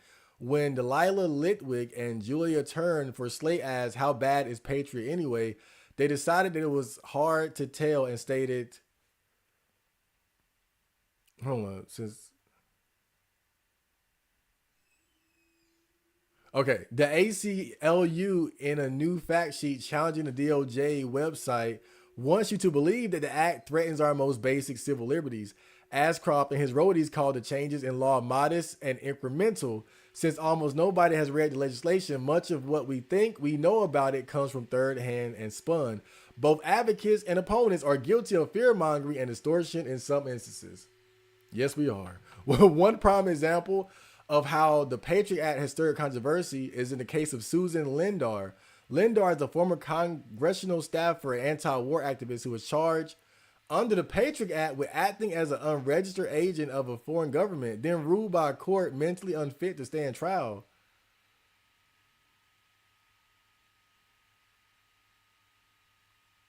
Lindar has emphatically denied both on many occasions, saying that she is in fact had been a CIA agent serving as a link between the U.S. and Iraqi governments. In 2010, she wrote a book called Extreme. Okay, another example of controversy is the Patriot Act is the 2012 court case, United States versus Antoine Jones. A nightclub owner was linked to a drug trafficking stash house via a law enforcement GPS tracking device attached to his car. It was placed there without a warrant, which caused a serious conviction obstacle for federal prosecutors in court. The case eventually reached the U.S. Supreme Court, where the conviction was overturned. The court found that increased monitoring of suspects caused by such legislation like the Patriot Act violated the defendant's constitutional rights. So right there, you just have an example of them using it to, basically try to catch somebody that they otherwise wouldn't be able to catch because they didn't have a warrant. But the whole point there is just to say that when you want to control people now, you got to have a justification.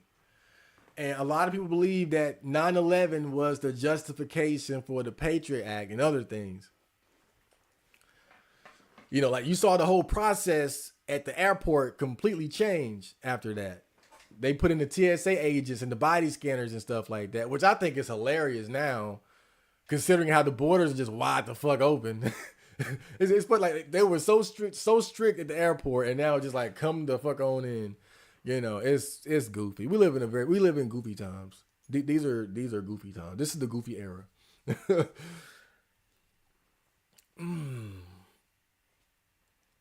TikTok could have bought you a lot of clout from the Zoom crowd. It was a missed opportunity. I'm all late now with my 9 followers up there. I get what they're trying to do with the whole not wanting the Chinese government getting info about the U.S., but I still feel suspicious about it. Yeah, and feel that way. Be suspicious. Everybody needs to be suspicious. Always be suspicious. I think now is you gotta have a tinfoil hat on the side. There's nothing wrong with that. Just you gotta question it. You gotta question it, man. Chinese government already has our info. They can buy it like any other company info. Is literally a market. That's what all social sell. That's why social media is free. That's something else to research. I never looked at it like that. The U.S. isn't banning TikTok. They just want China to give U.S. ownership over that. But if they don't give it, they're going to ban it. That's the thing, right? And more than likely, they're not going to give it.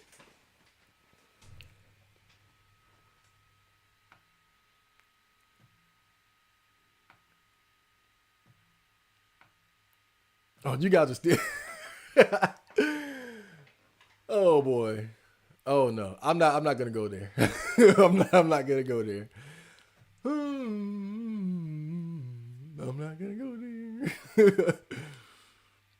Marco, if you're really worried about this, why don't you start using Linux? Oh, I'm not worried about. Worried about what?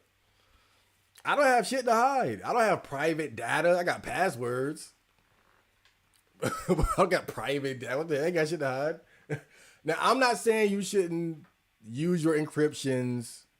I'm not saying you shouldn't use your VPNs, right? I want to get me a VPN soon as well. I'm just saying I'm not like, oh my God, the Chinese government, they know I look at tranny porn. Like I'm not, I'm not right. I don't have shit to hide, so I'm not too concerned about it. I think, I'd be afraid if I was like, I don't know, like maybe like in a House of Representatives or something, and then there were like DMs of me messaging underage girls or something, right? And that's when you should be afraid of your private data getting out, or if you're like exchanging like bank card information with people or something like that, whatever. But again, it's like for me, I'm not really thinking about stuff like that. But I can get still by default, your information should be protected by the apps that you're using. I'm just saying I don't wake up thinking about, I don't wake up thinking about stuff like that because I'm not, I don't have shit to hide really. Colin Powell died 3 years ago. Now it makes sense why neighborhoods like Harlem and Brooklyn are starting to lose its essence. I can't say Colin Powell made a significant change in that regard. They really use him. They use him to sell the whole weapons of mass destruction narrative. And Ganter, welcome to the stream. Cool name. I know I'm late as fuck here. But this is what happens when you try to actually go off onto the internet and start looking at things. That's what the cool people do. They don't just sit looking at the chat the whole time, right? You're supposed to go on the internet and look at funny videos and react to it. Right. But we're here looking for the facts. We're looking for the facts, important information and news. I'm your connection to the websites you can just look up yourself. Singaporean girls are decent but high maintenance. I hear that about Asian women in general. Maybe not like the Asian women from the poor countries, like from the Philippines and shit, but Japanese, Chinese, Korean, and let's add Singaporean to the list. I saw I maybe don't quote me on this. I gotta remember too to bring up face only. Okay. But don't quote me on this. But I remember I saw like a picture. It could be bullshit, but that like marriage rates in South Korea were like down by like 40% or something like that. Something crazy. Sometimes user information is important. If people have access to that stuff, you can pretty much control people with it, especially big corporations can capitalize on people's spending habits. Exactly. Yeah, it's not just about like private data too. It's how you influence. Social media is influence. You can influence the opinions of people and ideas that people have about certain things. Because we live in a fast-paced society where people don't have time to sit and do like the deepest levels of research on everything. It's like I made that video talking about various toxic chemicals and poisons and unhealthy things that they put into foods. And so, if you're a food company that's doing these things, you don't want stuff like that to be at the top of the algorithm. You don't want people talking about shit like that.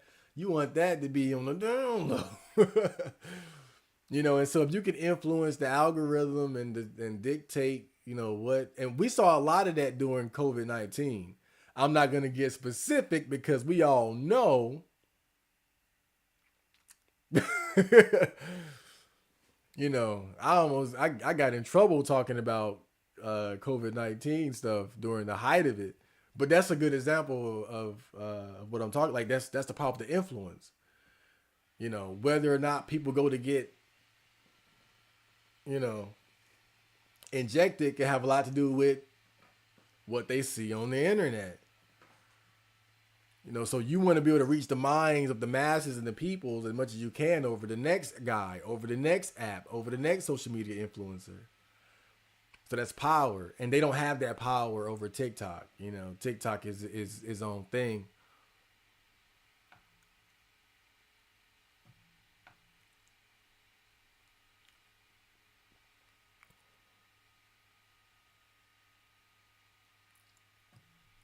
Most Americans don't really care until things reach the point of no return.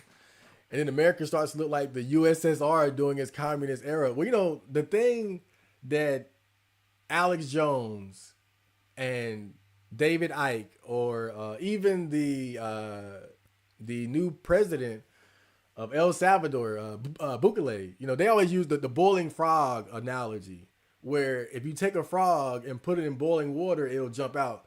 But if you put a frog in warm water, it'll just sit there and boil to death as the water gets hotter. And so they use that as the analogy to describe how first world countries and developed countries are losing our freedoms and our liberties more and more over time. It's death by 1,000 cuts. They take one thing at a time. And when they take that thing, it's done under the guise of helping you and assisting you. Oh, we're doing it to protect you. One thing you're seeing now is I can't access Pornhub in North Carolina. Pornhub has blocked North Carolina because North Carolina is one of the states that are enacting like these child protection laws where you gotta you got to have they basically they want it so in order to access sites with adult content, you have to give your ID. Essentially, you're connecting your face and your identification to the sites that you go to, like the adult websites, pornographic websites. And so there are several states that have enacted this policy. I think Texas is the latest one, but it's in North Carolina as well. And so now most porn sites I can still access, but I think they're going after like the big ones first, like Pornhub. So I can't access Pornhub without a VPN. Um, but see, this is a good example of like the boiling frog, right? So now, of course, I'm biased. I'm a coomer on pro porn, but put that to the side a bit here, right? And hear me out. So with this, you have a situation where they're saying, "Oh, we just want you to put your ID. You know, we just want you to have to use your ID to access these pornographic websites, because that way we can prevent kids from being able to access these pornographic websites." That's the justification. That's the excuse. Oh, kids are perfect. Kids are always the perfect excuse, right? You know, oh, look at that kid stuck in the barbed wire at the border. You got to open the border. Like that's type of shit they do. Kids are always the perfect excuse because we love kids, want to protect kids. But a lot of people believe that this is just the first step towards a general digital ID, so that everybody will have to basically connect their identification, their ID to their online activities. Because you got to think about it.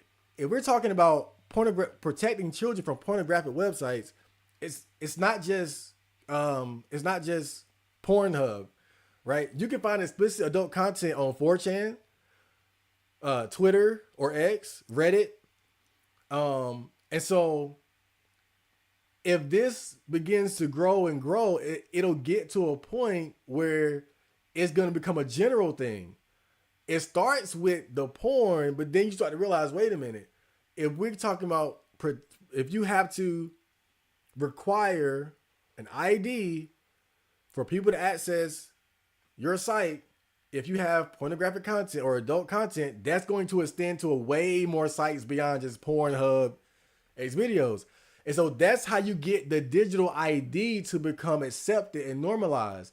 So now you can much easier connect people's online activities to who they are, because you can't post on X without connecting your ID and your identity to it. You can't post on Reddit without connecting your ID and your identity to it. You can't post on 4chan without connecting your ID and your identity to it.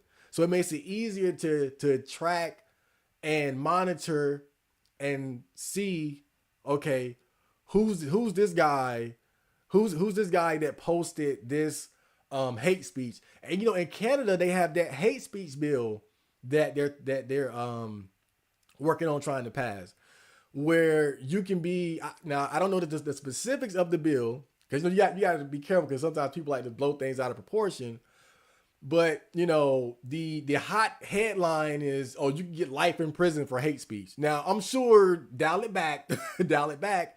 But again, connect the dots, because Canada is also doing this, as far as like the ID to access pornographic websites. So you get the ID to access pornographic websites. That extends to a lot of sites, Twitter, 4chan, etc. You got the hate speech bill. So now, oh, this guy did hate speech on 4chan. We easily found his ass because in order to post it, he had to connect his ID to to 4chan or X, wherever. You see how shit is connected and how they slowly build up to these things. And it always starts with a justification. It always starts with a narrative. We're protecting the kids and shit like that. And that's how it works, man. That's how we end up accepting all this bullshit, because it happens one step at a time. They do it one step at a time, and they make sure every step is done in such a way to where they have a justification for what they're doing. We're doing it because we're protecting you. We're doing it because we love you. Right? Oh man. Life is great.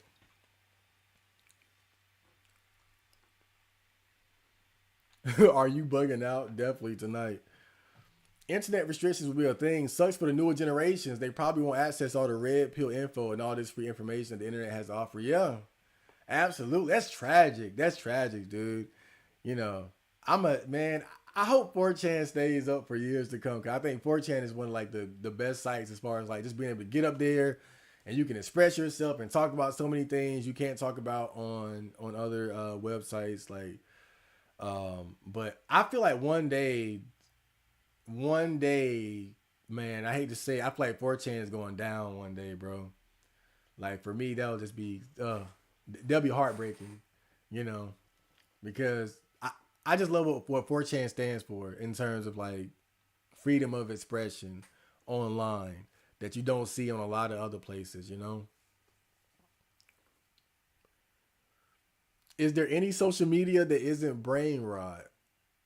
Well, I think it depends on how you use it too. You know, like the other week I was on YouTube. YouTube can be brain rot, right? But I was on YouTube looking up videos of like history. I was looking up documentaries of the American Revolution. I mean, the Revolutionary War, the Civil War, the Haitian Revolution. So look, it depends on how you use it, you know, because there's a lot of great, valuable information on these websites. You don't have to get on YouTube and look at the shorts content or girls twerking. Same thing with like with Instagram, right? You go on Instagram, you can follow Instagram thoughts showing off their bodies, or you can show off. You can follow accounts that post motivational stuff like motivational quotes, interesting quotes from famous historical people, videos meant to motivate you and get you up and ready to go. So I think again, a lot of it depends on how you choose to use it. You don't have to use it just to consume a bunch of a bunch of lowbrow entertainment. You know, that's fun. You can make time for that, you know, but you don't have to get up there and just look at stuff like that all the time. You know, most of the time when I get on TikTok, the first thing I see is like some motivational shit. I don't know why that, like, for some reason, like my feed is just that, like, because I don't even be on TikTok like that, but that's what I mostly get when I hop on TikTok. So, you know, so it depends on how you use it. It's up to you. It's up to you how you want to use that shit. You can use it to look up valuable information. You can use it for ideas. Like, yeah, you got people on like TikTok people who do like makeup tutorials or cooking tutorials and shit like that, gardening, so music, right? So again, man, it's all about how you approach it. But let's be honest, most people you're not, yeah, nah. You going up there to look at girls twerking or to see fight videos, funny videos. Yeah, that's cool. That's cool. That's, you know, do your thing. I'm not trying to police what other people do, but we're talking about brain rot here. Most people in America are obese and overall mindless consumers. That's not untrue. That's not untrue. We got a lot of big motherfuckers over here. Some big people over here. You know, and worst of all though, just not informed. You know, not informed. Not like I'm the most informed guy around. Don't get me wrong, but you know, I try to stay tapped in. I know that it's generally it's considered unwise to look at the news because the news is usually going to be something negative, but I try to stay like at least aware of what's going on around me and shit like that in a way that I really didn't in the past.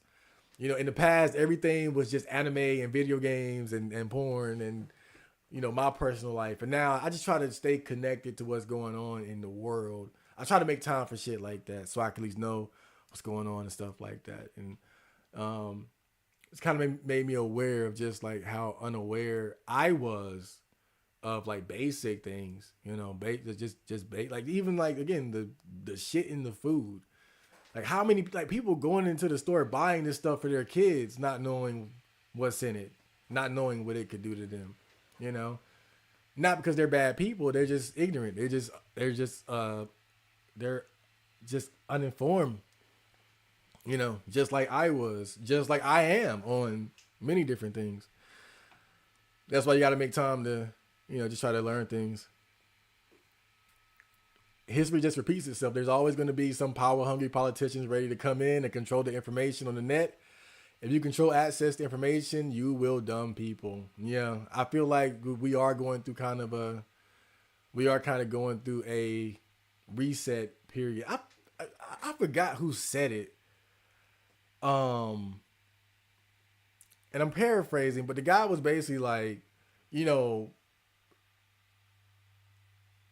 politics and the power that comes with being a politician or heavily involved in the government, it attracts a certain type of person. It attracts psychopaths and narcissists and things like that who love to control people, who love to be in control. And that's part of the problem, the age old problem with government, and why you have to limit its power over the people to a certain extent, because it's such an appealing position to be in, for the high level narcissists, the high level psychopaths, the high level Machiavellian type individuals, I can put myself in this position of power and I can say this goes and this doesn't, and rah rah rah. A lot of people look at the president of Canada like that, Trudeau, as like a high level narcissistic psychopath who just loves being in control of shit.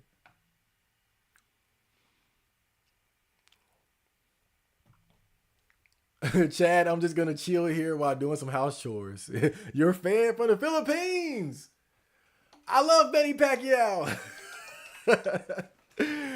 Oh man, stumbled upon your neat content a few years back.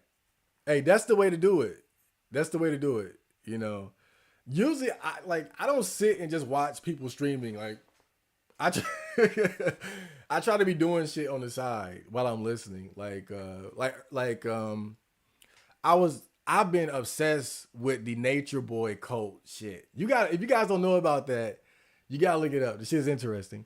The guy he just got life for rape charge, I think what like kidnapping and revenge porn. But he had like a whole cult, and it was like a sex cult. It was all that kind of crazy shit. But just look it up. The Nature Boy Carbonation cult. Very interesting shit. And so I just been listening to like the different interviews and stuff revolving around the cult, and like I'll put it on. I'll be cleaning my room up, washing the dishes, and doing shit like that. Like just multitasking. It's so much.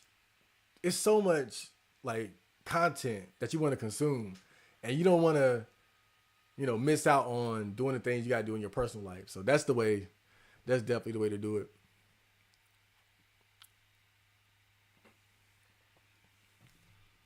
It's about restriction. It's not protecting user info. The average TikToker is 13. What valuable info does a 13-year-old have?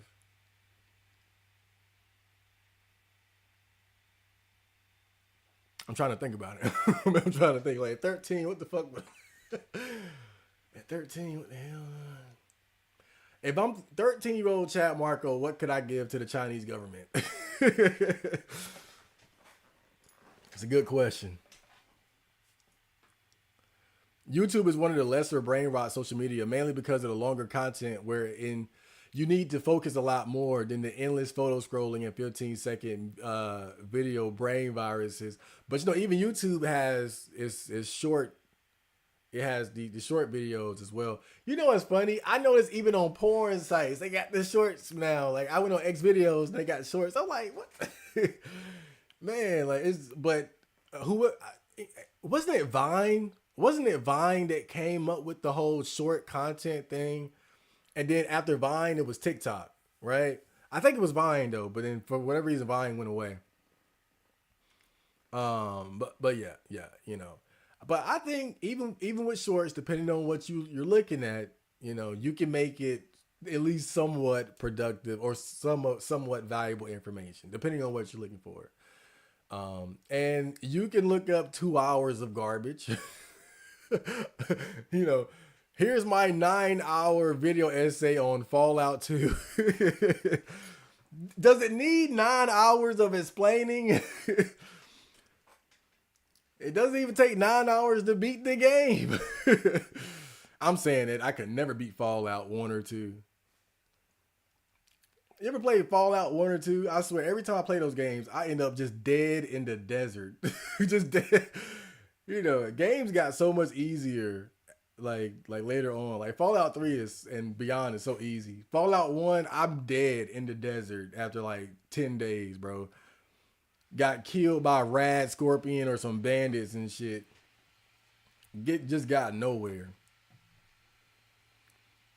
They'll ban TikTok, but never Tinder. Fuck Tinder, man. Well, Tinder is some. I think it's American owned, right?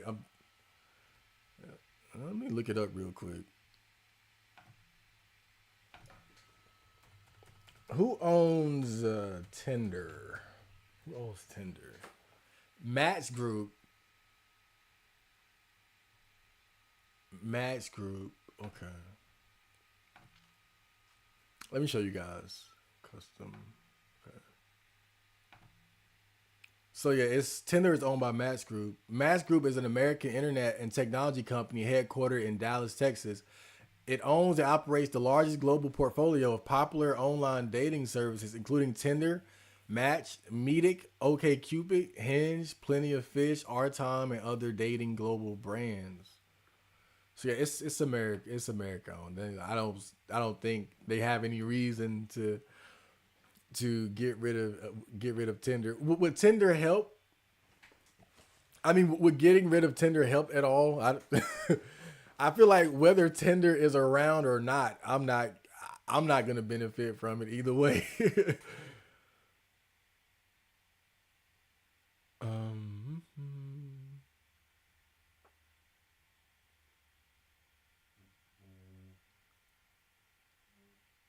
but I've heard like they've changed, like Tinder has changed a lot. Like they're really leaning heavily into the paying for a subscription uh, based model at this point. I was watching a video where Coach Greg Adams he was talking about Tinder and how they have like these like expensive subscription options and things like that. Um, and it seems like they're really leaning into that bag now where um, they want it to primarily be like dating apps are moving towards being a pretty much pay for play. But that's why I think at this point, unless you're Chad, not Chad Marco, but Chad, it's probably not worth getting up there. I mean, it's always been like that, but I think it's even worse now though, because the more they lean into trying to want the user base to be paying for things, they're gonna manipulate the system and the algorithm, to I mean, it goes without saying, but you're going to have an advantage if you're paying. So imagine paying and you don't get anything out of it because you're sub you're sub 8 and you don't spend hours meticulously trying to customize and design your profile to meet the ever growing needs of women. What time? How long have I been on? Oh man, we're almost towards the end of the night here. Is this a purely political type stream about various laws and stuff relating to TikTok? Look, usually when I get up here, I just talk about random stuff. But I'm trying to do this more regularly, where I just hop on stream at least like once every week or 2 weeks. But perhaps I don't get a lot of people in here, or maybe we don't talk about anything interesting. So I'm gonna try to have like some type of topic available for me to talk about, just in case, maybe we don't have a lot of people in here, or we don't have anything really like right now we got the whole Iris situation to talk about and shit like that. But basically, I want to make sure I have like a topic in place where we can just talk about something that's going on in the world. Um, So, and then on top of that, if somebody like for the people who watch the playback, right, it'll be like just consistent content throughout without me just kind of sitting here like this, waiting for you guys to say something interesting. I can just kind of jump and pivot to whatever the topic is going to be. And I think this is going to help me be able to do these more often. Because one reason why I don't do a lot of like face live streams is because, I kind of doubt people would just wanting to hop on and chit chat like that every goddamn week. So I'm like, well, if I at least got a topic, then I could have like 4 or 5 people in here with like minimum conversation, and then I can just in the meantime talk about that topic so that the playback is interesting for people who want to check it out later. But just trying to find the best way to do like these face streams where I'm just chit chatting with you guys to keep things interesting. Chad Marco is an old man. He might not look like it, but mentally he's there.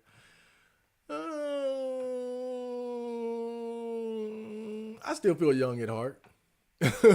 I think the oldest thing about me is my ankles. Oh boy.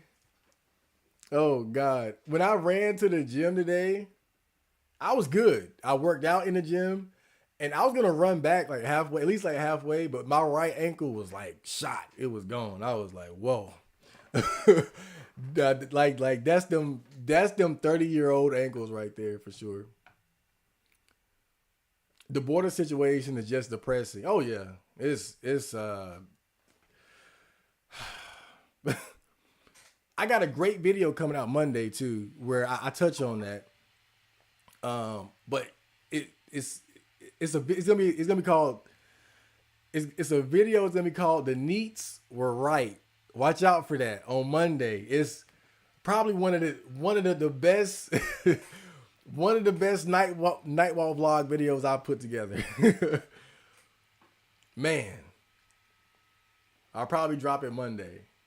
But it talks about like the goofiness of the border situation, because I think that's a very important detail to the point that I'm making in the video.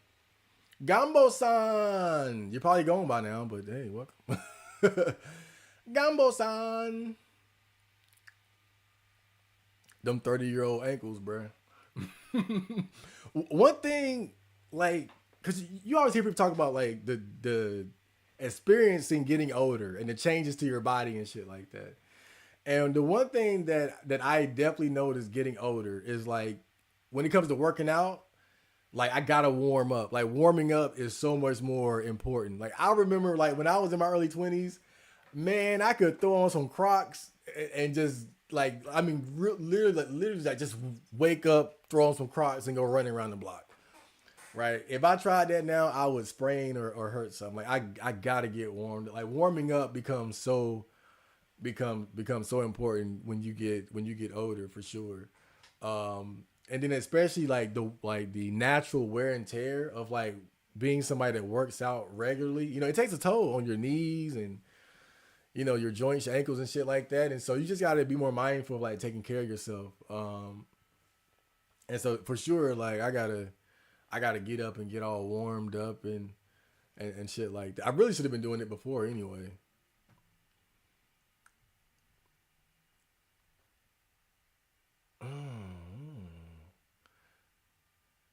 I was just done eating eggs. Oh, another egg, bro. I'm about to eat some eggs tonight. No, I think I'm gonna have rice tonight. I think tonight is rice night. Korea has more problems than just low marriage rates. They got a whole gender war going on over there. Yeah, I've heard about that as well. Maybe we'll talk about that on the next Neat and Chill. You know, I had a like my mind just went blank there. I had a oh yeah. I heard that in South Korea, like they have porn banned over there.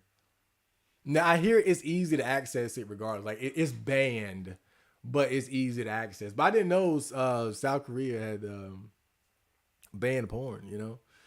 But it's funny because a lot of people kind of blame pornography for like the incel crisis and the division between men and women that we have in the West. But in South Korea, pornography is at least technically banned, and like you have some of the biggest gender issues over there that you ever find.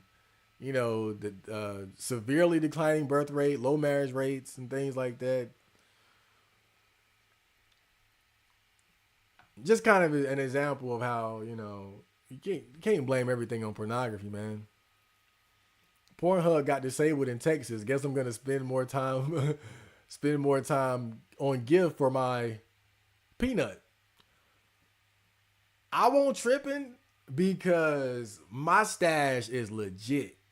My stash is like you guys ever seen that movie Tremors, the first one, and they had that guy that was like the survival expert and the conspiracy nut, and he had like the bunker. No, he had like the house with all the guns, and like basically he was prepared for like a nuclear war or something like that, right? Like he had the rations and um, firearms, just everything you would need, right, to survive.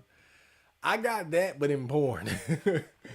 I honestly I feel like I got enough porn to where, let's say all the porn got eradicated off of the internet. Like I'd be good probably for like, I don't know if I say like the rest of my life. But I wouldn't feel like too bad. I wouldn't feel too bad. It's because you gotta think about the way porn works. You can masturbate to the same thing over and over again. Like I have quite the collection, but I'm telling you, bro, like, oh man, 2D, 3D videos, dojins, games, like, right, like I got it, and but yeah, like you still end up having like favorites, like I got favorite videos that I could just go back to again and again and again. So you don't even need a huge collection. You just need like good stuff that you can go back to, like stuff you can masturbate to regularly. Yeah, like I got like dojins that I probably masturbated to dozens of times, just like one dojin. You know what I'm saying? So if you got like a couple hundred dojins, like I do, dojins, you know. But yeah, I wasn't too bothered because I had actually I hit up Pornhub quite a bit for my collection. But the thing is, um, amateur porn is just like OnlyFans really fucked up amateur porn, because now when you look for amateur porn, most of what you'll find are like, you know, like clips and previews. It used to be that people who made amateur porn, they were just freaks. They were just freakaleaks. Does anybody remember the I Deep Throat girl? Like, wasn't her name like Heather or something? Like her and her boyfriend made like all these amateur videos of her. Well, and then she disappeared for like 20 years and then came back recently. But that's an example of what I'm talking about. Like, they made it just to make it. It wasn't about the money. They would just make like just full videos of her just glarking and glocking, just full videos. And but now, and you know what? Make your money. I'm not trying to shame them. Like, make your money, do your thing.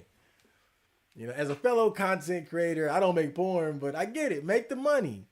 I'm just saying that as a porn enthusiast who don't want to pay for it, as a broke boy, that's one of the bad things about the whole OnlyFans thing, is that it turned amateur porn from just freaky people, like freak leaks, freak leaks, making it for the hell of it, for the attention, to, okay, we gotta monetize this, so we gonna make a 30-minute long video, and then we're gonna clip out like 3-minute long clips and put it on the Pornhub, and then we're gonna use that to get more OnlyFans followers. I respect the hustle. But the Coomer in me is sad about that. Didn't the World Economic Forum say that the mantra for 2030 will be "you will own nothing and be happy"? Makes me feel less optimistic about the future. GTA 6 will be my cope. Yeah, I think to a certain extent though, you gotta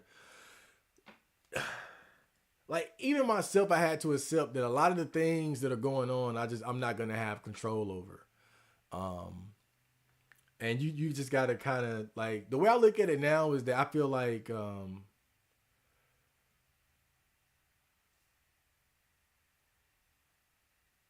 one of the YouTubers I look at, for example, Aaron Clary. I don't know if you guys are aware of him, but one of his key messages is that you should enjoy the decline of Western civilization. He believes that Western civilization is going through a decline, much like the fall of Rome. But the fall of Rome didn't happen overnight. It took hundreds of years, like many years of like bad policies, wars, invasions, and incompetent leaders. And he believes that right now, the wet in as far as like the West as we know it, the glory days are over. Now he believes it's going to be like a slow decline, and he believes we're in that decline period. And I think that again, his whole message is just try to enjoy the decline as best as you can because it's going to be inevitable. At least that he believes so. And I think when you look at it like that, it doesn't seem too bad because we're kind of in this sweet spot, like between the glory days of America or the glory days of the West and the absolute collapse. Like we're somewhere in the middle where we can still enjoy a certain level of peace and things like that. Like we don't have well, some people would say this is questionable considering the border, but we don't have like a literal invading force like the Ukraine is dealing with right now. Like we're not dealing with famine or like a complete lack of food or a situation like the Great Depression or something like that. We're not dealing with stuff like that or like look, I'm sitting here talking about the tyrannical authoritarian governments as I sit comfortably comfortably with my internet, my porn, kitchen full of food. I'm running my mouth. I ain't got to worry about the government kicking the door in and dragging me out for hate speech. Like, you got to have some perspective about things. But 50 years from now, I could be talking the same shit and then boom, they drag me out by the collar. Like, what you say about the Patriot Act? Oh man, I saw this video. I don't know if it was real, but it was on GIF, so it could be some bullshit. But it was like these Chinese people, and apparently they were in China, and they had arrested this guy who was like talking bad about the government online, and it's like I don't know if he had like handcuffs behind his back or whatever, but he was detained, and they were just coldly questioning him, like, so you thought it'd be funny to talk about the government. Now I'm paraphrasing here, but they were basically saying like, we saw you online talking shit. Now we got you. What you got to say now? And he was like, well, like he was shook. Like he did not have the same energy. I don't know what he said online, but he did not have that same energy. So I'm just saying, like, you gotta be appreciative of the fact that we ain't gotta deal with shit like that in the West. Not yet, anyway. But again, Canada with its hate speech bill and stuff like that, it might be on the way. I haven't fapped all week. I fapped very little this week. I'm not on like no fap, but like sometimes I try to go for an extended no fap period, but generally I just try to keep like a good balance. Because I am a believer in semen retention and the vitality boost that it gives a man. But I like the coon too. So I try to strike a good balance between the two. So like I would say these days, generally speaking, I probably masturbate about 4 or 5 times a week. Like roughly like no more than 4 or 5. And I try to stick to like 1 or 2 days out of the week so that you know, for most of the week, I'm unmasturbated. Right? I'm building up. I'm building up, right? That's how I try to do. Like so far this week, I masturbated probably like twice. And I think that was last night. And I'll probably do about two more tomorrow. And then that'll be my fap week, you know.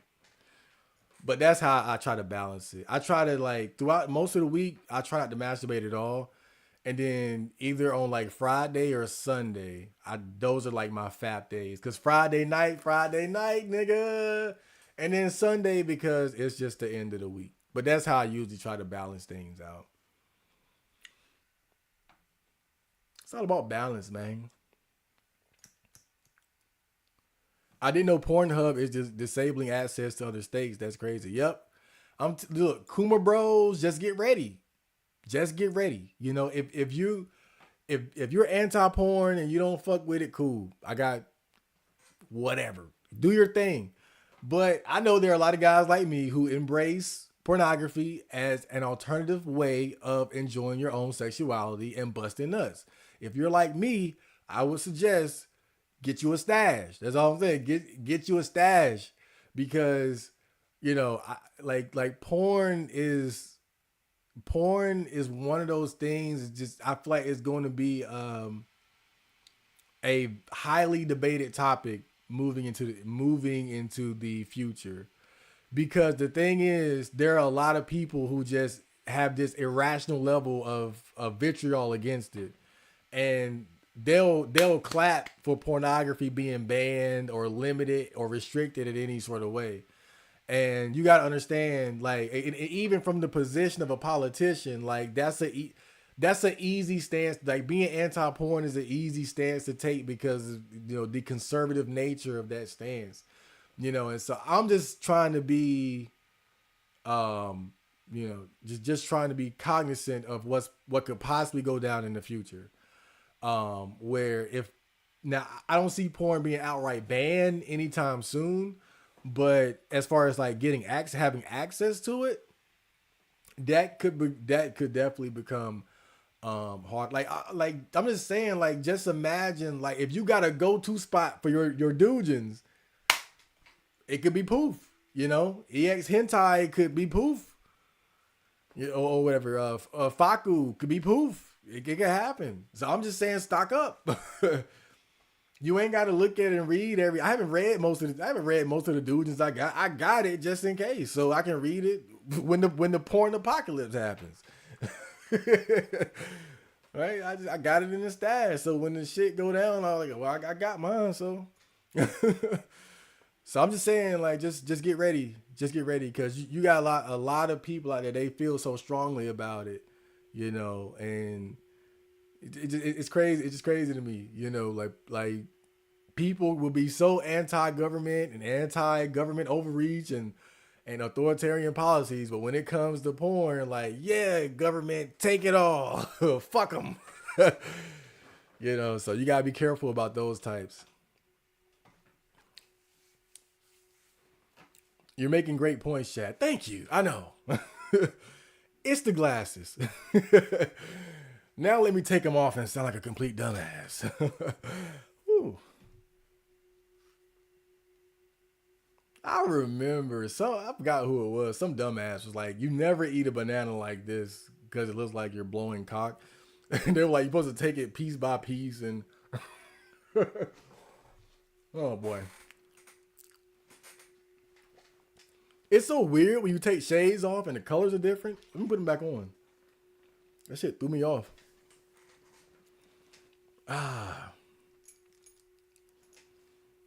You put your face on everything. If they start hunting people, they're going to spot you easy. Oh yeah, I'm done. I'm done. I'm through. I'm through. But I'm small time. I'm small time. You know, all this shit. The only way that this will really come back to haunt me if I got like big, like later, and then they'll dig up these live streams. He said this. He said that. Remember how they did Joe Rogan? they dug up his old podcast where he was saying the N word. They'll do stuff like that. Like they'll dig some stuff. I'm sure I've said some dumb shit, and they'll dig it up and try to leverage it against me. And you know what I'm gonna do? I'm gonna say fuck you, kiss my ass, kiss my ass. Twitter is 4chan light now. You know what? I see it. I see it.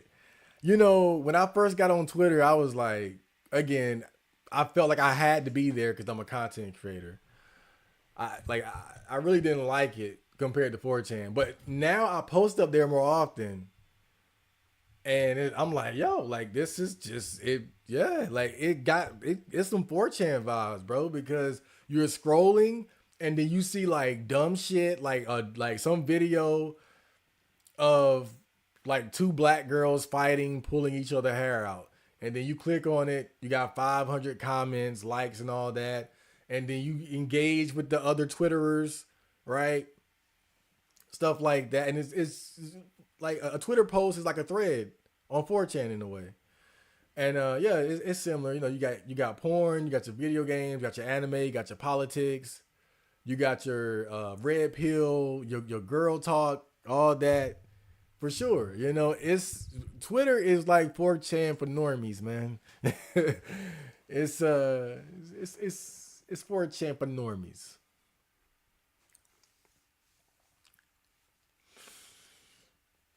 Ooh. I can see why Andrew Tate content is banned. If your agenda is to pacify the youth, a guy like Tate promotes the exact opposite. Getting strong and becoming rich doesn't work well with the elite's agenda. I don't know a lot about Tate. I don't look too much at him. But yeah, I do know like he's very like he's very much like his message is very much like very hyper masculine, escape from the matrix or the system, living outside of the system and things like that. Um, but the only reason why I kind of feel like I don't gravitate towards Andrew Tate is that he seems like one of those guys that like says a lot of things just to be provocative, which is it worked, right? Um, but stuff like that just always kind of repelled me. Like when I feel like somebody is saying something just to be provocative, like I haven't sat up here trying to intentionally provoke people or be provocative. Like I just express myself. Like one thing I noticed, like from what I see from Andrew Tate and guys like him is like they know how to game the algorithm so well. And they understand the value of rustling jimmies and just saying shit. Like knowing, right? Just knowing it's gonna be content. Like they'll say some shit like listening to music is a waste of time, knowing that you're gonna right. And sometimes I just question where they even believe some of the things that they're saying. To me it seems like they say things wanting to get a reaction out of people. And again, as far as like building your brand, it works. You know, don't hate the player, hate the game. But that sort of stuff just always repelled me. If I feel like somebody is like purposefully trying to be edgy, I never really like that. I think I look for a greater degree of sincerity from the content creators I try to look at.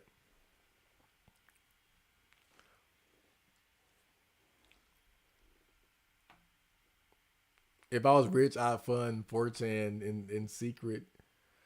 If I was rich, I'd fund porn games. I mean, amongst other things. But I always thought, man, like, cause I've been playing like some good H games recently.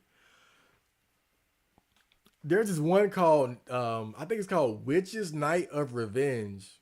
Look it up, and it's so well done, and it's heavily inspired by the Dark Souls games. Now it's a side-scrolling game, like a lot of combat stuff like that. But the influence from like the Souls games is so obvious. And it's so well done for a porn game, that is, a hentai porn game. Like you got all these different animations, and I'm not gonna get into it. That shit is depressing. That's a dark game. Don't play that thinking it's gonna be vanilla. um, but very well done. And I'm like, yo, like if I just had millions of dollars, I would love the fun games like that. Like I would love to see more of that. I would love to like just more very well done Ace games, because most of them are still made with like RPG Maker and shit like that.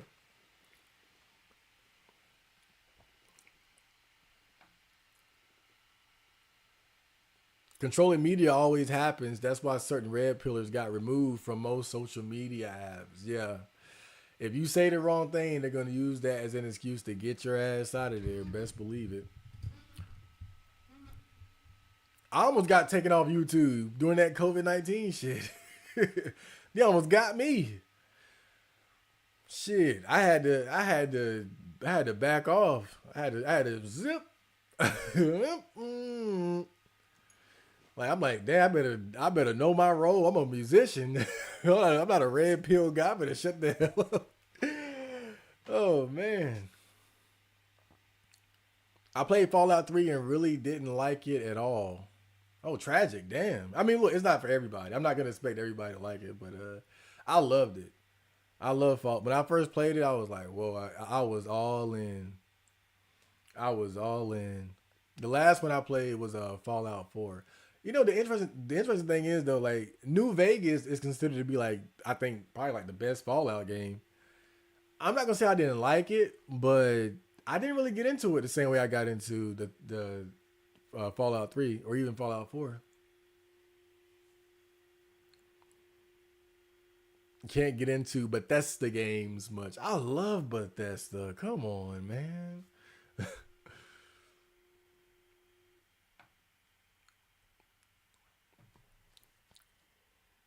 Most apps are pay for play. Even video games are going for the pay for play model.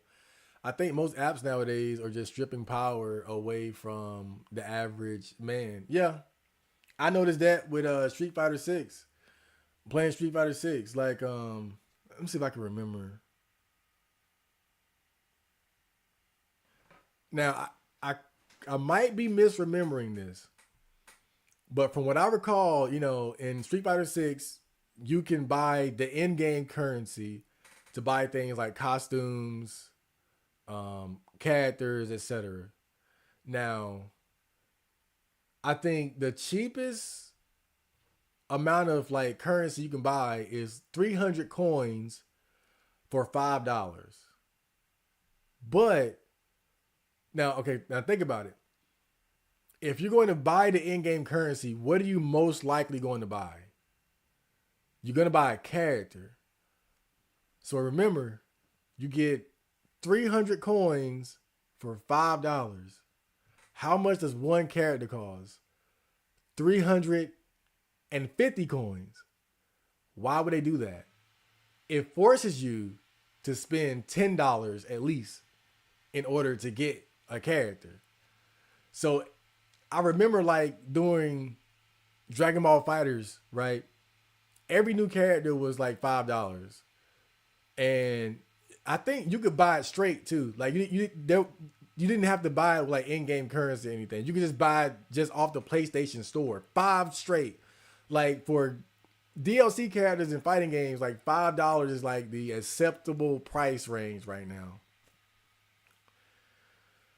And so what you're seeing with Street Fighter 6, what they've done is again, they didn't want to say, okay, well, we're not gonna make the characters $10, but we're gonna force you to spend $10 just to buy one character. Because you can't buy one character with 300 coins or $5. You need 350 coins.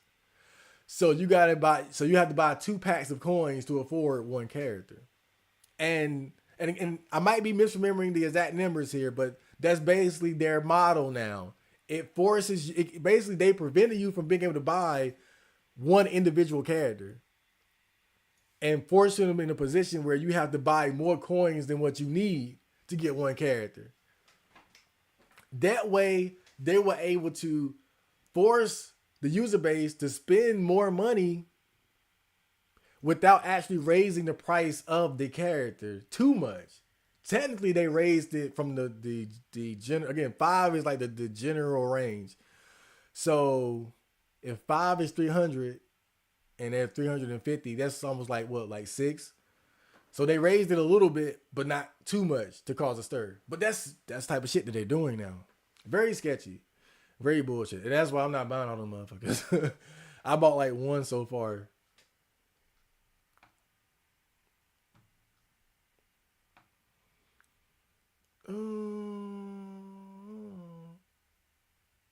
You should do a collab, maybe a game night. Yeah, I'm open to collabs.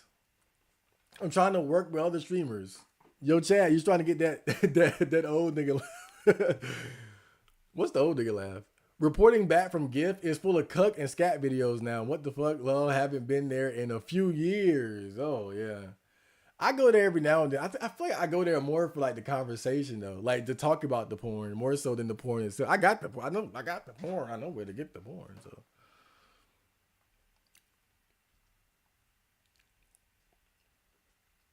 scat videos, though, I haven't seen that.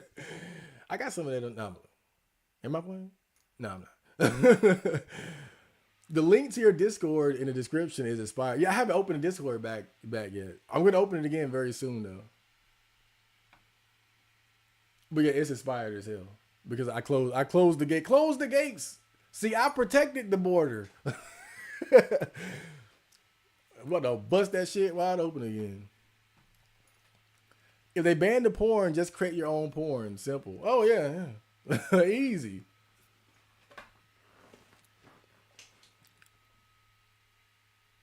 Oh, weird. Oh, I'm all caught up. I can get out of here safely. Oh, great. Well, you guys, we had a great hangout. We had a great chill session here. I hope you guys enjoyed. I hope you guys enjoyed that NEET and Chill.